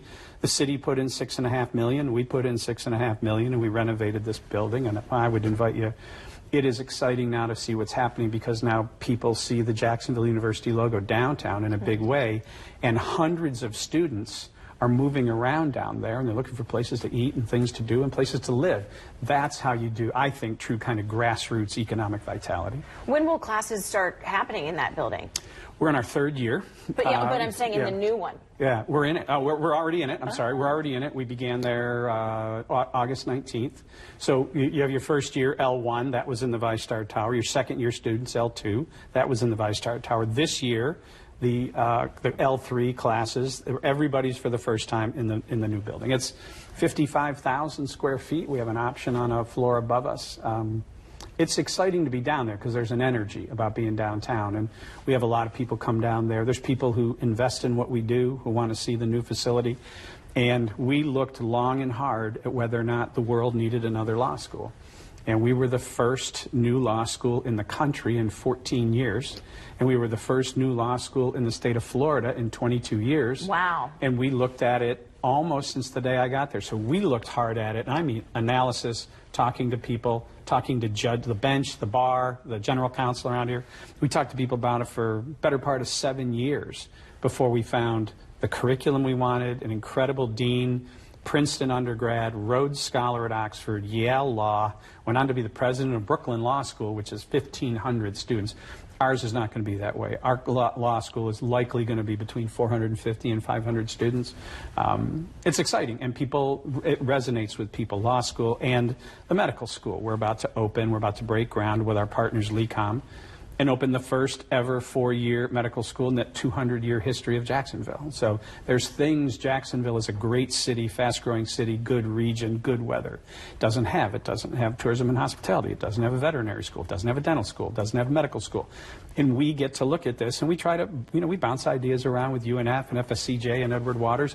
If they're going to go into pockets, that doesn't mean we need to double down on it. If they're going to go into transportation, logistics, we can go over here in terms of medicine and law. It's a good time to innovate in the field of higher ed. I know people think it's not, but it is. So do you have these high-level strategy conversations with EWU and UNF and say, okay, well, you're opening a law school, so I'm not going to open a law school? Are those conversations happening so that, like you said, you don't double up? Sure. I mean, the presidents of the universities in this city meet every month. We're friends. We meet at the same place for breakfast. People look at it. I mean, I think they're surprised we're out in the wilds together. And I mean it. the sorts of things that are going on at those schools, we keep track of what they're doing, they keep track of what we're doing. We get together on things when there's difficult matters going on college campuses somewhere, whether it has to do with a protest or a shooting or an encampment. We talk to each other. When there's a hurricane coming, we talk to each other. I mean, these are regular conversations. They don't owe me their innermost secrets with their plans with the board, but it's not difficult, especially if you're a state institution like FSCG and UNF, both great schools, really good presidents. They can't kind of freelance and go into what they want. They've got to coordinate with others, especially back to Tallahassee. We as a private university, and we and Edward Waters sort of sticks to what they do, we keep looking at what's very close to the market. You know, we call these signature programs, but we mean things that are right in the market where we know students want to come and take it at a reasonable price and they can get a job. Well, one of them you were talking about is tech. Mm-hmm. Which I think is a buzzword, but we've got fintech, we've got health tech, we've got, you know, multiple different industries that come to Jacksonville. Sure. We've kind of become a hub in that way. When it comes to innovation, where do you see JU playing a role in providing the workforce for them? Yeah, we got to pick our spots. I mean, there's, if you look at, for instance, the University of Florida, the resources they can bring to bear for their interpretation of what's called Hypergate or a supercomputer is beyond what a school like ours would do. It would dwarf our entire endowment of our university. So you have choices, just like you do in business. There's an industry called higher ed. I get to go first on things if I think I've got a lead. I can be a fast follower. You go first at USF, and I'll track in behind you. Or I can ride alongside you and partner with you. So there's all, and sometimes we can look at things and say, we're not going to do this at all. And we do that too. For us, if you, in the world of tech that you're mentioning, we looked hard at things like cyber. We opened the first cybersecurity range in the state of Florida, which is a place in partnership with Florida Blue, where you can go and you can try to hack, essentially, your own company. In other words, you can troubleshoot, you can wear the black hat. And so that's on our campus. We opened up the first FinTech program in the whole city of Jacksonville a couple of years ago, very well subscribed. So you look at each one of these things, and now when you go past 3D manufacturing, which we do, drones, we have students making drones on our campus, you do cyber, you keep going. Now you come to AI, and you start to say, okay, since November 30th of 2022, when OpenAI showed the first version of ChatGPT, we've been all over that in our way. First, you got to find out, quote, are students going to use it to cheat? Second, can faculty use it to teach? Third, can you use it to run your university like you would run this network? Would you use it? Do I need as many people in routinized work, accounts payable, back office? And it's a fascinating thing, and you can see higher ed sort of interpreting artificial intelligence in different ways. But we're pleased to have been recognized by the American Association of Colleges and Universities as one of 5 schools in Florida to be invited into where they're going, the next generation of AI players. So it's a big priority for us. It's difficult and it's expensive.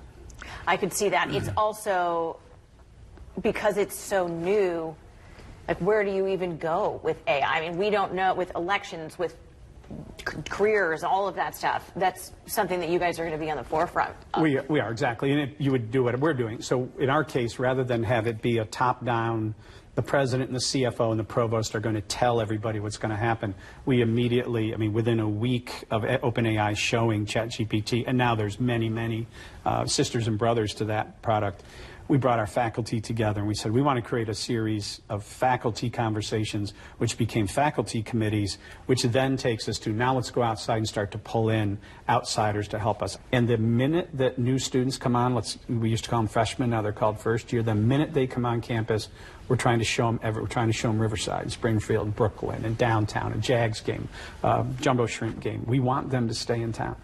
Well, I appreciate you sticking around for this. Thank you so much for joining us. We appreciate you joining us this week on the 904, again with Tim Koss, president of Jacksonville University. We will have much more later on. Thanks for watching This Week in the 904. Welcome to Forever Fins, the Jacksonville University Alumni Show. Now here's your host, Alex Boylan.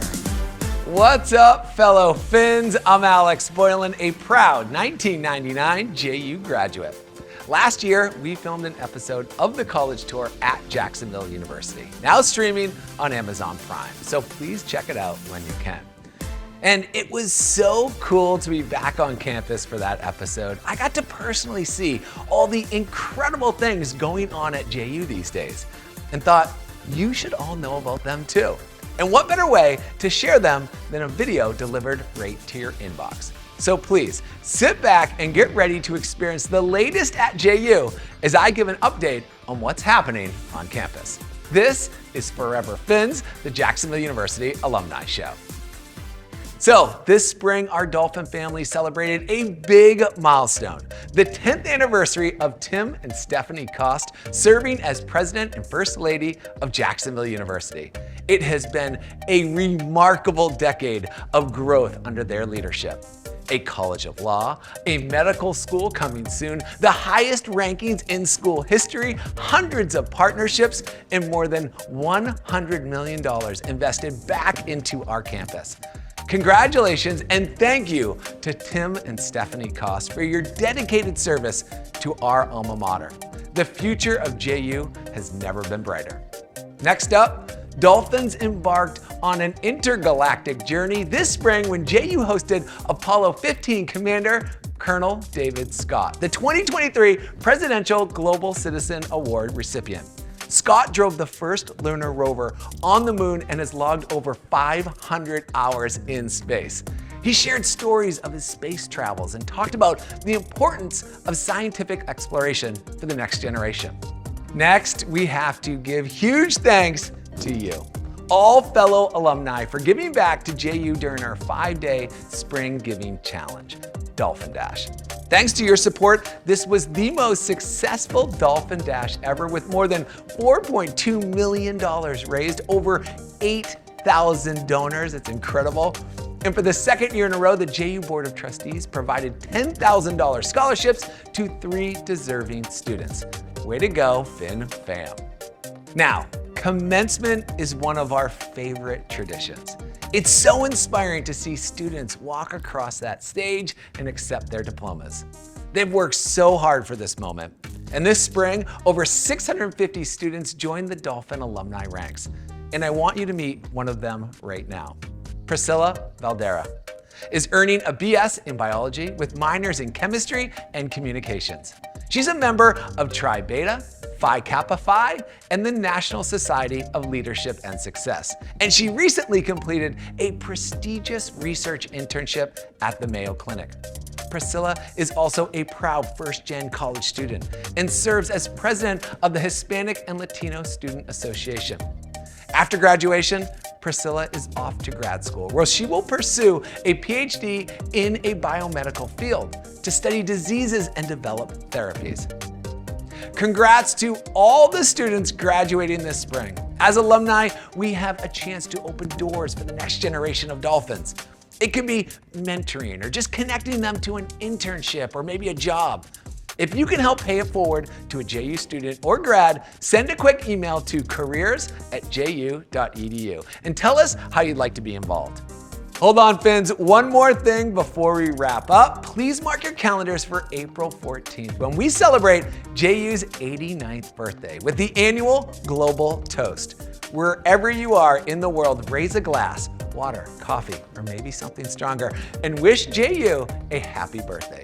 Even better if you can get together with Dolphin alumni at the local events in Atlanta, Chicago, DC, Jax, New York, and Orlando. Just make sure you snap a photo and email it to alumni@ju.edu. You can also post it on social with the hashtag JUToast. Okay, everyone, thanks for watching this episode of Forever Fins, the Jacksonville University Alumni Show. I'm your host and fellow Fin, Alex Boylan. Look for more updates from campus coming to your inbox soon. All right, everyone, fins up. Welcome to Forever Fins, the Jacksonville University Alumni Show. Now here's your host, Alex Boylan.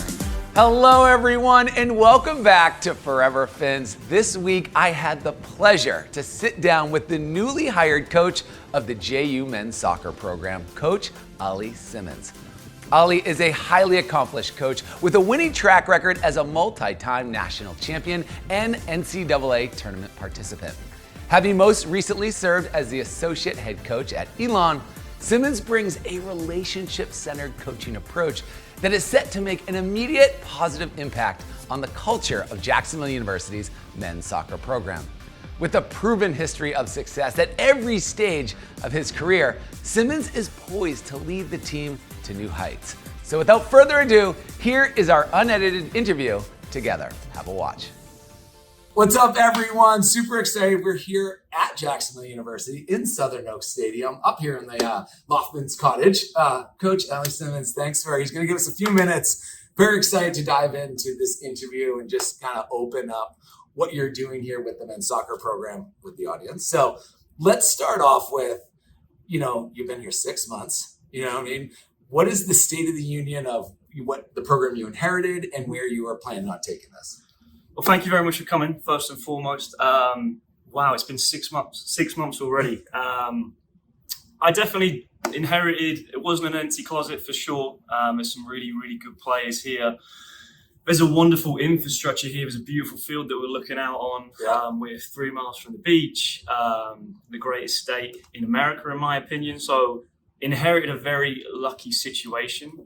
We obviously won the ASUN in COVID spring, so it wasn't long ago that this program was in the NCAA tournament in a very successful situation. And we hope to get back there as soon as possible. The squad's been brilliant. There's 21 players in here. 3 of them actually came in January, but I was able to bring in. One of them came from Elon. Yepe was a 3-year captain, so he's already in the program. And yeah, just really excited of what we've seen so far and what's to come. Is your goal, like big picture, it's like, are you thinking championship? Are you thinking, and I'm not trying to put you on the spot like that. I'm just trying to get a sense of what is the bar that you're setting here? Maybe short term, big term. And it's not like we're trying to bet on what you're going to be, but I'm just trying to big picture. Where do you want to see this program go? In terms of, I've obviously been lucky enough to be at Seton Hall and Elon and Barry and University of Charleston. And to put it this way, there's no reason why this program can't be as successful as any of those other programs. The administration, the way that the program's run and been supported by the alumni and the other aspects is as good as I've ever seen.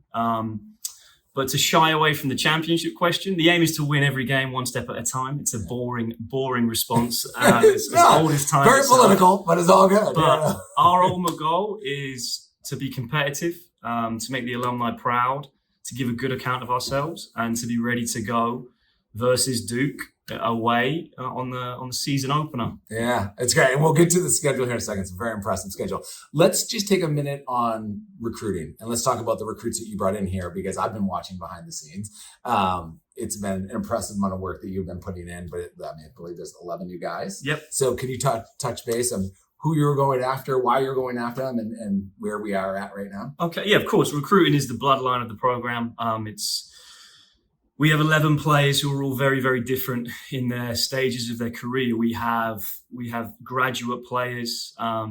Casper's coming in from Milwaukee, played over 3,000 minutes for them at NCAA Division I tournament. We have Mason Duval coming home to Duval County. He could have gone to any program in the country. I was lucky enough to coach him at Elon. And he picked Jacksonville University as much as we picked him. I'm very excited for him to come in. He's a first-team all-conference, first-team all-region player. And then one of the other aims, and it's something that I've always wanted to do, is to keep the best local players in Jacksonville. And Pierce coming in is one of the best under-19s coming out of the area. Owen Gusky, who's transferring in from UCF, who's got a good youth resume, is out there, US national team, 16s, 18s, played in the USL Championship, and again, from Jacksonville, Florida, and he's coming home. So, and in terms of anywhere. In terms of where we look, I think you're getting some guys from Norway, I see. 2 players from Norway, one with national team experience. I was in Brazil a couple months ago. I've been in Michigan, to Long Island, to North Carolina. We will find the best players to make this program and return this program to where it should be.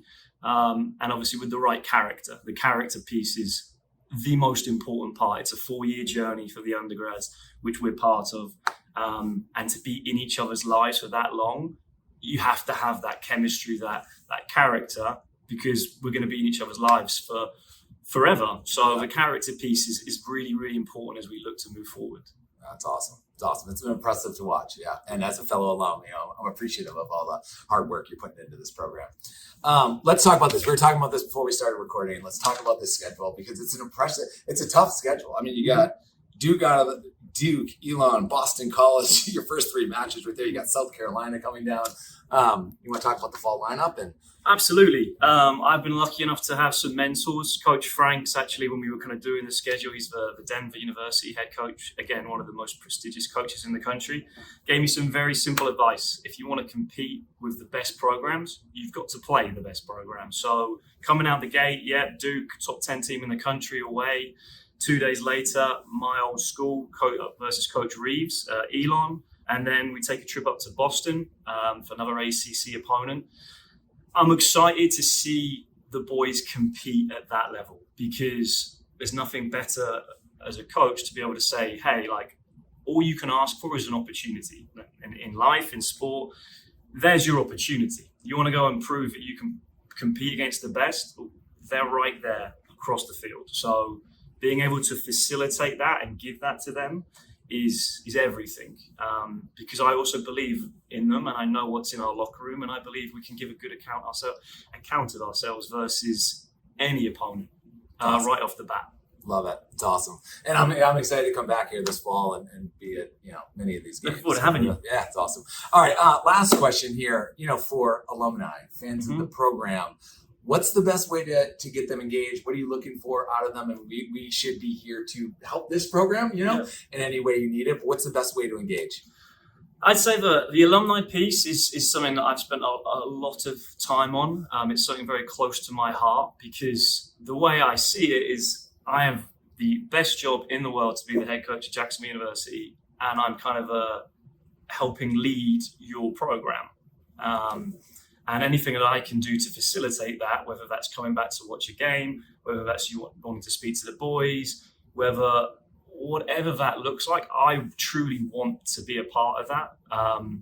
And some of the stuff we started to do here on game day, we're trying to change the game day experience, having the Loftman Cottage for the alumni, a place that you can come, air conditioned in Florida, that you can come, bring your family, and they're welcome, and really just come back to campus and reconnect with this program is what I really want to do. And I also, obviously, our staff wants to make sure that you're proud to come back and you're proud to say that you're a Jacksonville alumni.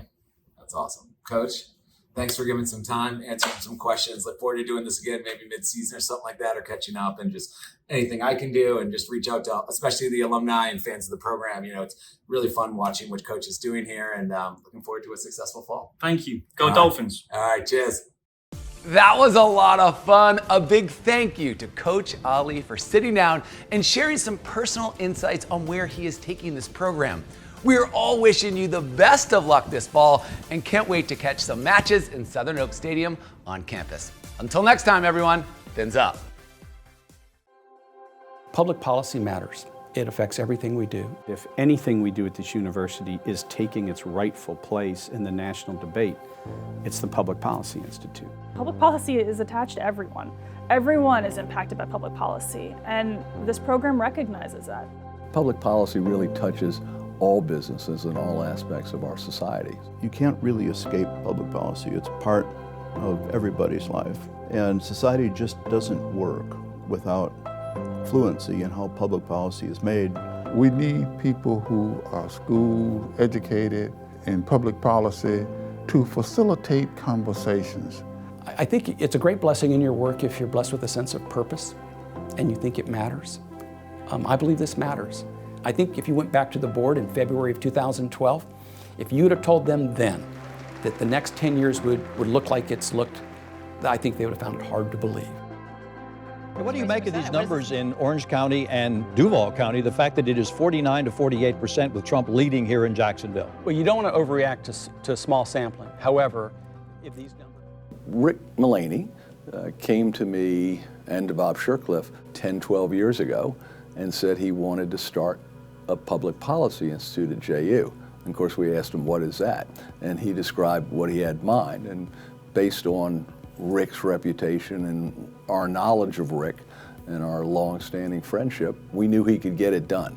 So Rick's idea about a public policy institute struck me as almost grandiose, but I knew the man and I knew he would accomplish what he set out to do. Rick Mullaney was sort of the visionary of this idea of bringing into universities a better understanding of everything from what we used to call civics to the role of policy in the making of laws and legislation. I thought it was a brilliant idea. One of the things we saw was reaching out to respected civic, business, and community leaders could be important. We established a 25-member board that Preston Haskell once called one of the best boards in the state of Florida. That board has played an instrumental role in establishing the Institute and giving it guidance over the last decade. The real shift came in 2013. In 2013, we had established the MPP curriculum for our MPP program, the first in the history of the state of Florida. Governor Scott came to visit at the very next board meeting in February, and then we established the Policy Matters radio program and our first public policy program that fall with the Affordable Care Act. Welcome to today's program. I'm Rick Mullaney, the director of the Public Policy Institute at Jacksonville University, and welcome to Policy Matters, the radio program that takes a close look at public policy issues that matter to you and to the future of our city, state, and nation. In 2015, we reached out to Channel 4 and suggested that we have an on-campus televised debate that we would co-host in the mayor's race. They were receptive, they thought it was a good idea, and that spring we had a televised debate on campus, the first in the history of the university, the first time this had been done by Channel 4. Now, from the campus of Jacksonville University, your moderator, Channel 4's Kent Justice.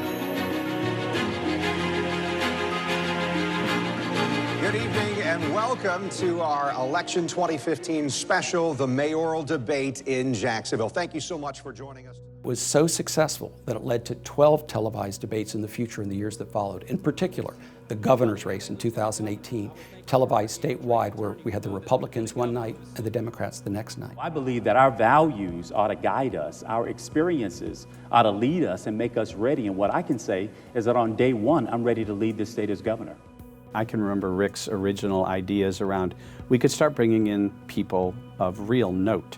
So whether they were sitting mayors or sitting governors or those who'd run for president, that was a huge idea. And that I think was very enticing to the students who like to be able to see people that they were reading about and watching. Being able to be a part of debates, political debates, gubernatorial, mayoral debates, and seeing that from the front row, and literally the front row. Being mayor is about governing, and I'm the mayor right now. And I'm going to do anything I can to work with any organization, have the best practices to put Jacksonville first. Since 2013, we've had over 90 public policy programs on the Jacksonville University campus. So many amazing events that we've been to. We even had someone who's now a Supreme Court judge come in and talk to our classes, and that was absolutely incredible. In partnership with Notre Dame, we started the annual Hesburgh Lecture. And in 2016, the lecturer from Notre Dame was Professor Amy Coney Barrett. We talked about Roe versus Wade and abortion. We talked about constitutional law. We talked about a variety of issues on the role of judges and the role of the Supreme Court and what it meant to the future. Later on, when the president nominated her to the U.S. Supreme Court in 2020, that interview with Amy Coney Barrett literally went viral. Nearly 1 million views on YouTube alone. What would we have in a Trump court? Who knows? Channel 4, WJXT, reached out and asked me if I would do some commentary on a Saturday morning. I did, and after that morning, they reached out again very quickly, and then that began to grow. It went from Saturday morning to news broadcasts, the morning show, This Week in Jacksonville, special events. Do you recall ever having the court's internal process, the behind-the-scenes discussion, revealed before the court actually made its opinion known? The short answer is no. It was stunning. Fortunately, it's rare. Don't recall anything quite like it, especially with the stakes being this high. Since 2015, we've been on television and radio more than 600 times. If Joe Biden wins the Duval County, do you think he then wins the state of Florida? Not necessarily. In 2018, thanks to the vision and generosity of Chuck Woodhouse, we established the MPP Minority Fellowship and Scholarship Fund. That has really been a significant development that has dramatically improved the quality and diversity of the MPP program, a big milestone. There are more and more minority students applying to get in the program, and some of the folks on our advisory board and elsewhere have stepped up and they've given scholarships. and it's growing. It's got a momentum of its own. And the quality, I mean, you're stunned at how good their resumes are. It's really amazing to just sit down and chat with some of these wonderful young people. They come from different walks of life, and to hear their experiences and what this program is doing for them, it's just really rewarding to watch them as they progress and be very proud of them. Throughout my career, I have seen so many organizations who tout the notion that they are focusing on minorities. In this particular program, minority participation has been a focus. And I feel very, very proud because of the success of the program. It certainly has gone beyond just checking the box. There is no doubt that the number one way in which this institute hopes to shape the future is through our students. Our MPP graduates are extraordinary, and they are doing some extraordinary things. The level of talent of these young people and the passion they have for getting involved in the affairs of their community has just been staggering to me.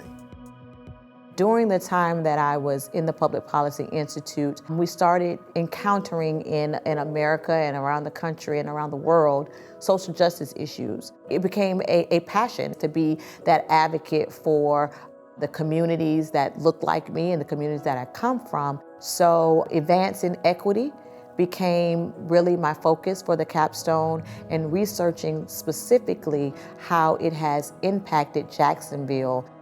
So my capstone is focusing on lionfish. They're something that's always triggered me. It's something that I found absolutely fascinating, is the invasive species issue there. I fell in love with it whenever I was doing a short semester in Honduras. They are completely destroying the reef system, and the beautiful side of it is that they're tasty. I know that sounds weird, but sometimes one of the solutions for public policy is actually, can we eat it, at least in the marine science realm? And that's one of the reasons that I love this crossover in the program, is I get to bring my marine science knowledge to the public policy front. I get to help create informed reform. What we really hope is that our students, armed with the knowledge, the skills, and importantly, the core values we talk about here at the Institute, those values of integrity, of courage, of community stewardship, are going to help shape a better future. In the end, I like to think over the last decade, we've become trusted. We've become an institute in which the community looks to us and they trust us. They believe we're an honest broker, that we try to do the right thing, that we live by the values that we're talking about. What I've been really impressed with, and I think people feel good about for the university, is this kind of outsized role that a small, light, tight, fast, smart institute that we call Public Policy Institute has begun to raise up the conversation. It has been so successful, it makes me think in even larger terms about the future. I hope that the Public Policy Institute enlarges its vision, enlarges its influence. I had no idea that it was going to turn out the way it is. I mean, we are the nexus for political debate in this state.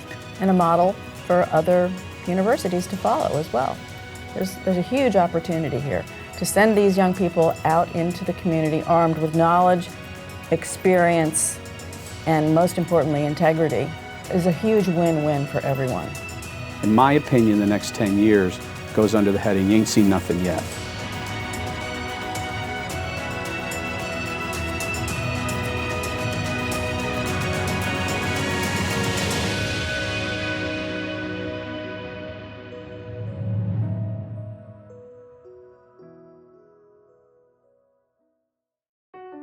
In the moments following the unveiling and the lights being brought up on the dazzling new achievement for Jacksonville University's GLASS program, Professor Brian Frues moves among the crowd, sharing his thoughts as the person who imagined the project from the start.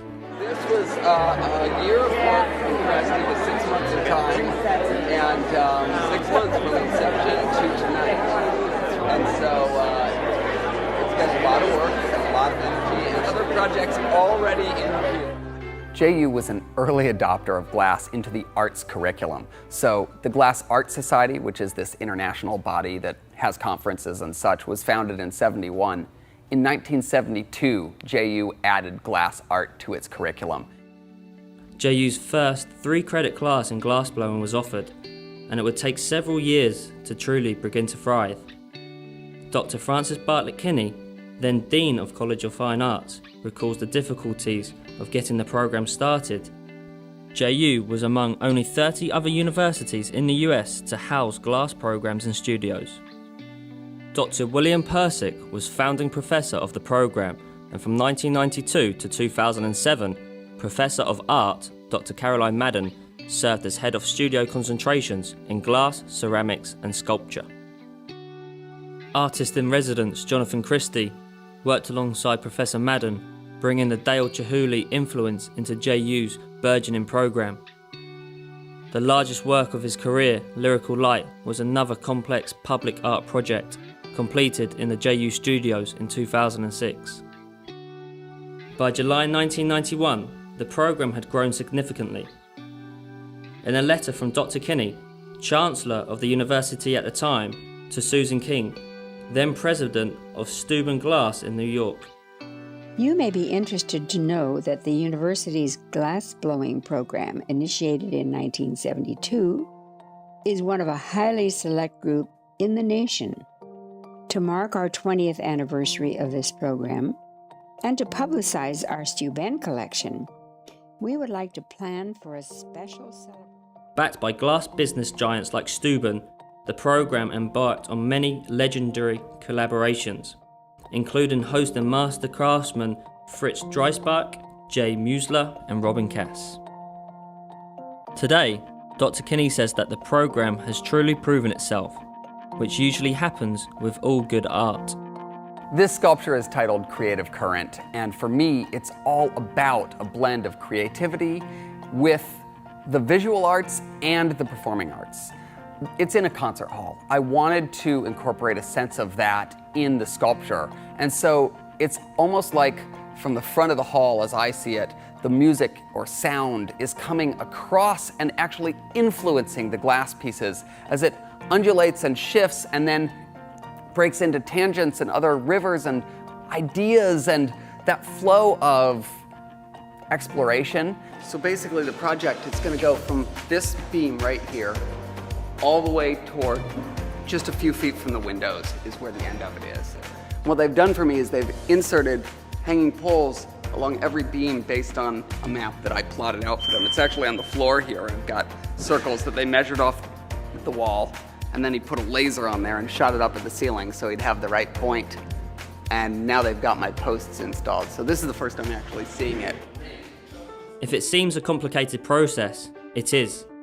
Every detail from the location of the rafters, pipes, ductwork, walls and windows has to be taken into account and carefully measured. Overall, there's 100 feet and 16 points, and we're talking about like at least 2,500 pounds hanging overhead when it's done.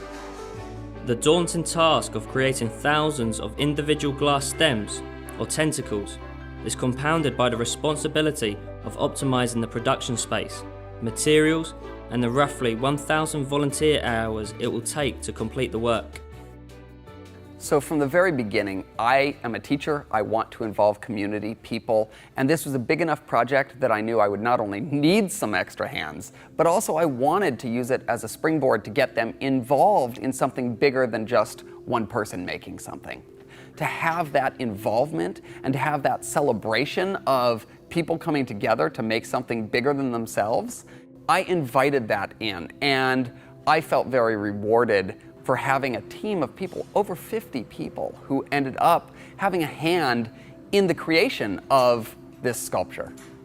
The most challenging part of this project is not any one part in particular, it's the combined just massive volume of the 2,500 glass pieces, and with that 2,500 aluminum tubes and the welding of the spine and the shaping of the spine. So everything together just becomes this massive complex project full of many simple parts. Originally from Nashville, Tennessee, Andrew tried a glass blowing class on a whim, encouraged by friends back home who thought it was cool that JU offered it. Soon he found himself making approximately 50 glass components per day over a 2-month period in order to support the project. 2 other student volunteers, Brian says, actually perform in the concert hall where the final creation will be displayed. Built in the early 90s and designed by KBJ Architects, the concert venue was made possible by the generosity of Mary Virginia and Herman Terry.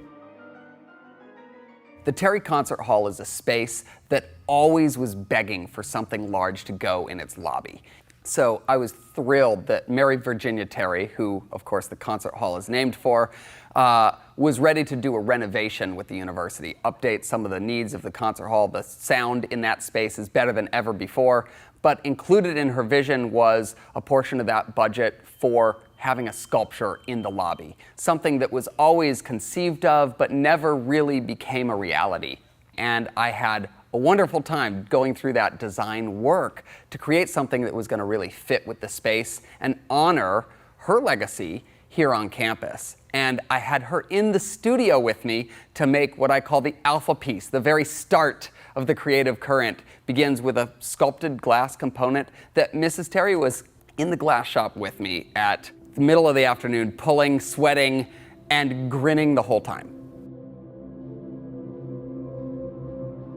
The colors of Creative Current obviously transition across the whole piece. I really like that movement and that change. It makes it a little bit more dynamic, a little bit more interesting than if it was just one tone. And so I begin with a beautiful JU green, and then the current transitions across mostly blues for the length of the piece into branching out at the tips into some brighter, warmer reds, pinks, and purples. It's got about 24 different color blocks that move across the length of the sculpture.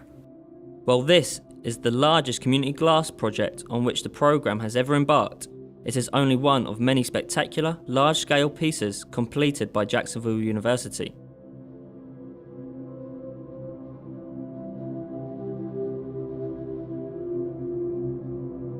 One of the driving factors in this project's timeline is the start of the 2017 fall semester. The university's 1,800 square foot glass studio must be reset for classes to begin August 28th. As I roll back and forth, I can see the flame bouncing across the heads of the canes. You guys come over here and look, you can see it too. On my next heat, I'll have you come over and look here in the hole. First, she's warming up, and then as you warm up, you're gonna look at the tips of the canes on the right side, because the flame is coming from the right side. As you work back and forth, can you see little yellow bits of fire coming up over the edges of the canes? That's what we're looking for. That indicates where the fire is and that those canes are getting hit. One incredible resource the programme utilises as they work together towards such an expansive goal is the help and expertise of JU alumni Phil O'Reilly. To get your degree, you had to take 2 arts courses, and I first tried painting and liked it, but then once I got into glass, absolutely loved it. Like many successful JU alumni who now own or operate glass galleries and studios across the US, Phil and the team at Olympic Color Rods comprise one of the largest suppliers of glass-blown colour and tools in North America. Phil's story is a demonstration of the incredible reach and influence of JU's glass-blowing programme. So essentially it'd be like a rowing team. If you watch America's Cup, or you would watch it, they essentially know what each of them has to do at what point. And just by watching the rhythm of what they're doing, or a crew team, they're all responsible, but you don't have to say anything. They just know from everything that's going on what happens next. Phil's exciting journey in the glass art industry has allowed him many opportunities for mentorship. One piece of advice he often repeats to students is about passion and teamwork. Find your passion. If this is your passion, you'll basically know right away, and be a team player and help other people as you would want to be helped, and think ahead as to what next. What is next that needs to be done to make this piece, and that's what we try and do around here at Olympic. So. Creative Current also required the expertise of individual contractors like Mel Beatty, who supplemented volunteer hours by buffing the steel spine and prepping each metal collar used to attach the glass stems. Fully supplied by Olympic Color Rods and having crafted thousands of pieces of coloured glass in the studio, the next challenge for JU students is moving the sculpture's spine and more than 2,500 individual stems approximately half a mile to the prepared storage area within Terry Concert Hall. What has been termed the Great Glass Migration occurred on a rainy Thursday afternoon, using a handful of vehicles and less than a dozen volunteers. We can just start doing them by hand. When you load them in the same orientation they are. If those ones that are curly are upside down from the others, keep them that way in your car, and when we load them onto the shelf. Yep, everybody is helping. I'm no exception. I do want to be as careful as we can, within reason. Obviously, if one goes, so be it. The entire process was complete in under 2 hours, and the timing could not be better with classes starting the following Monday. A feeling of anticipation was palpable among the volunteers, knowing that the final step of installation was no simple task. My name's Elise Leisure. I'm a community volunteer. I've also taken the glass demo series here, so that's kind of how I've gotten involved.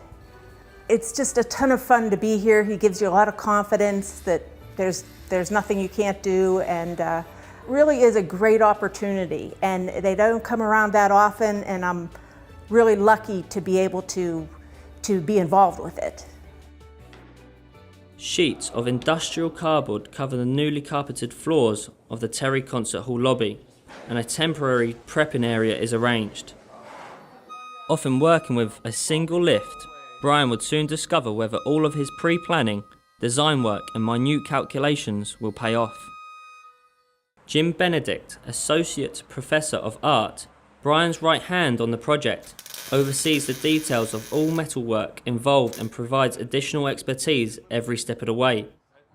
Both Brian and Jim recruited students who provided many willing hands, whether cataloguing coloured glass before the migration or hauling a 750-pound steel spine halfway across campus.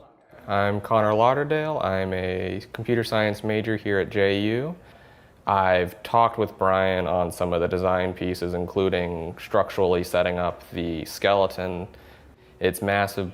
That comes with the complications of actually working within set constraints for weights and scale of each individual piece. Bingo! Once the spine is secure, the epoxy process begins in earnest.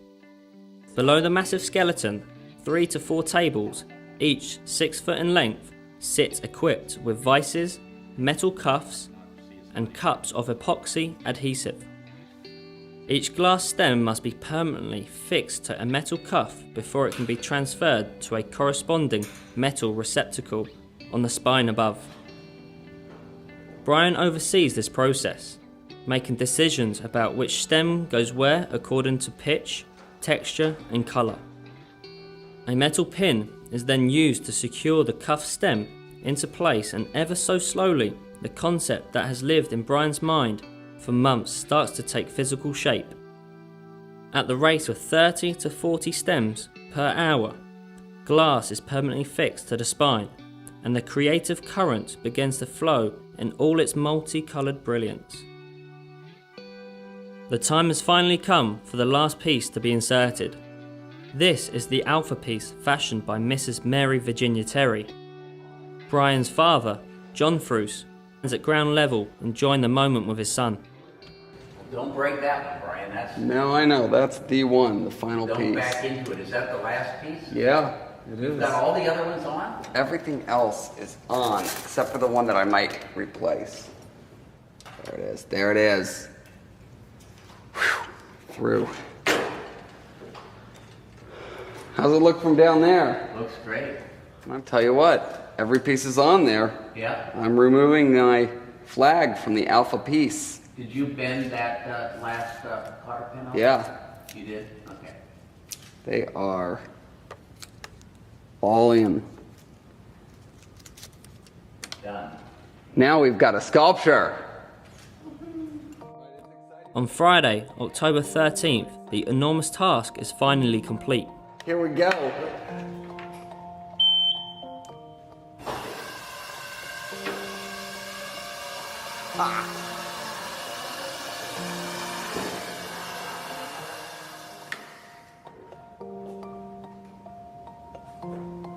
Well, What are we doing next? The final result is a stunning salute to line, colour and texture, as well as to the mystery of artistic inspiration and the creative process itself.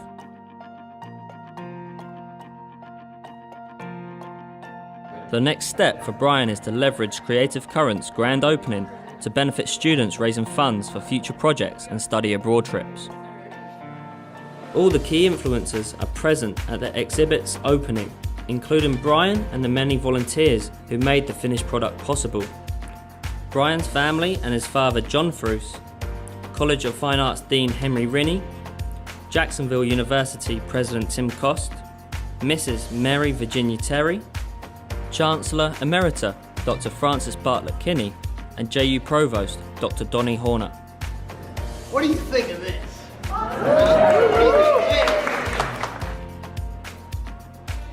Each year, Brian takes a select group of fine arts students to the annual International Conference of the Glass Arts Society.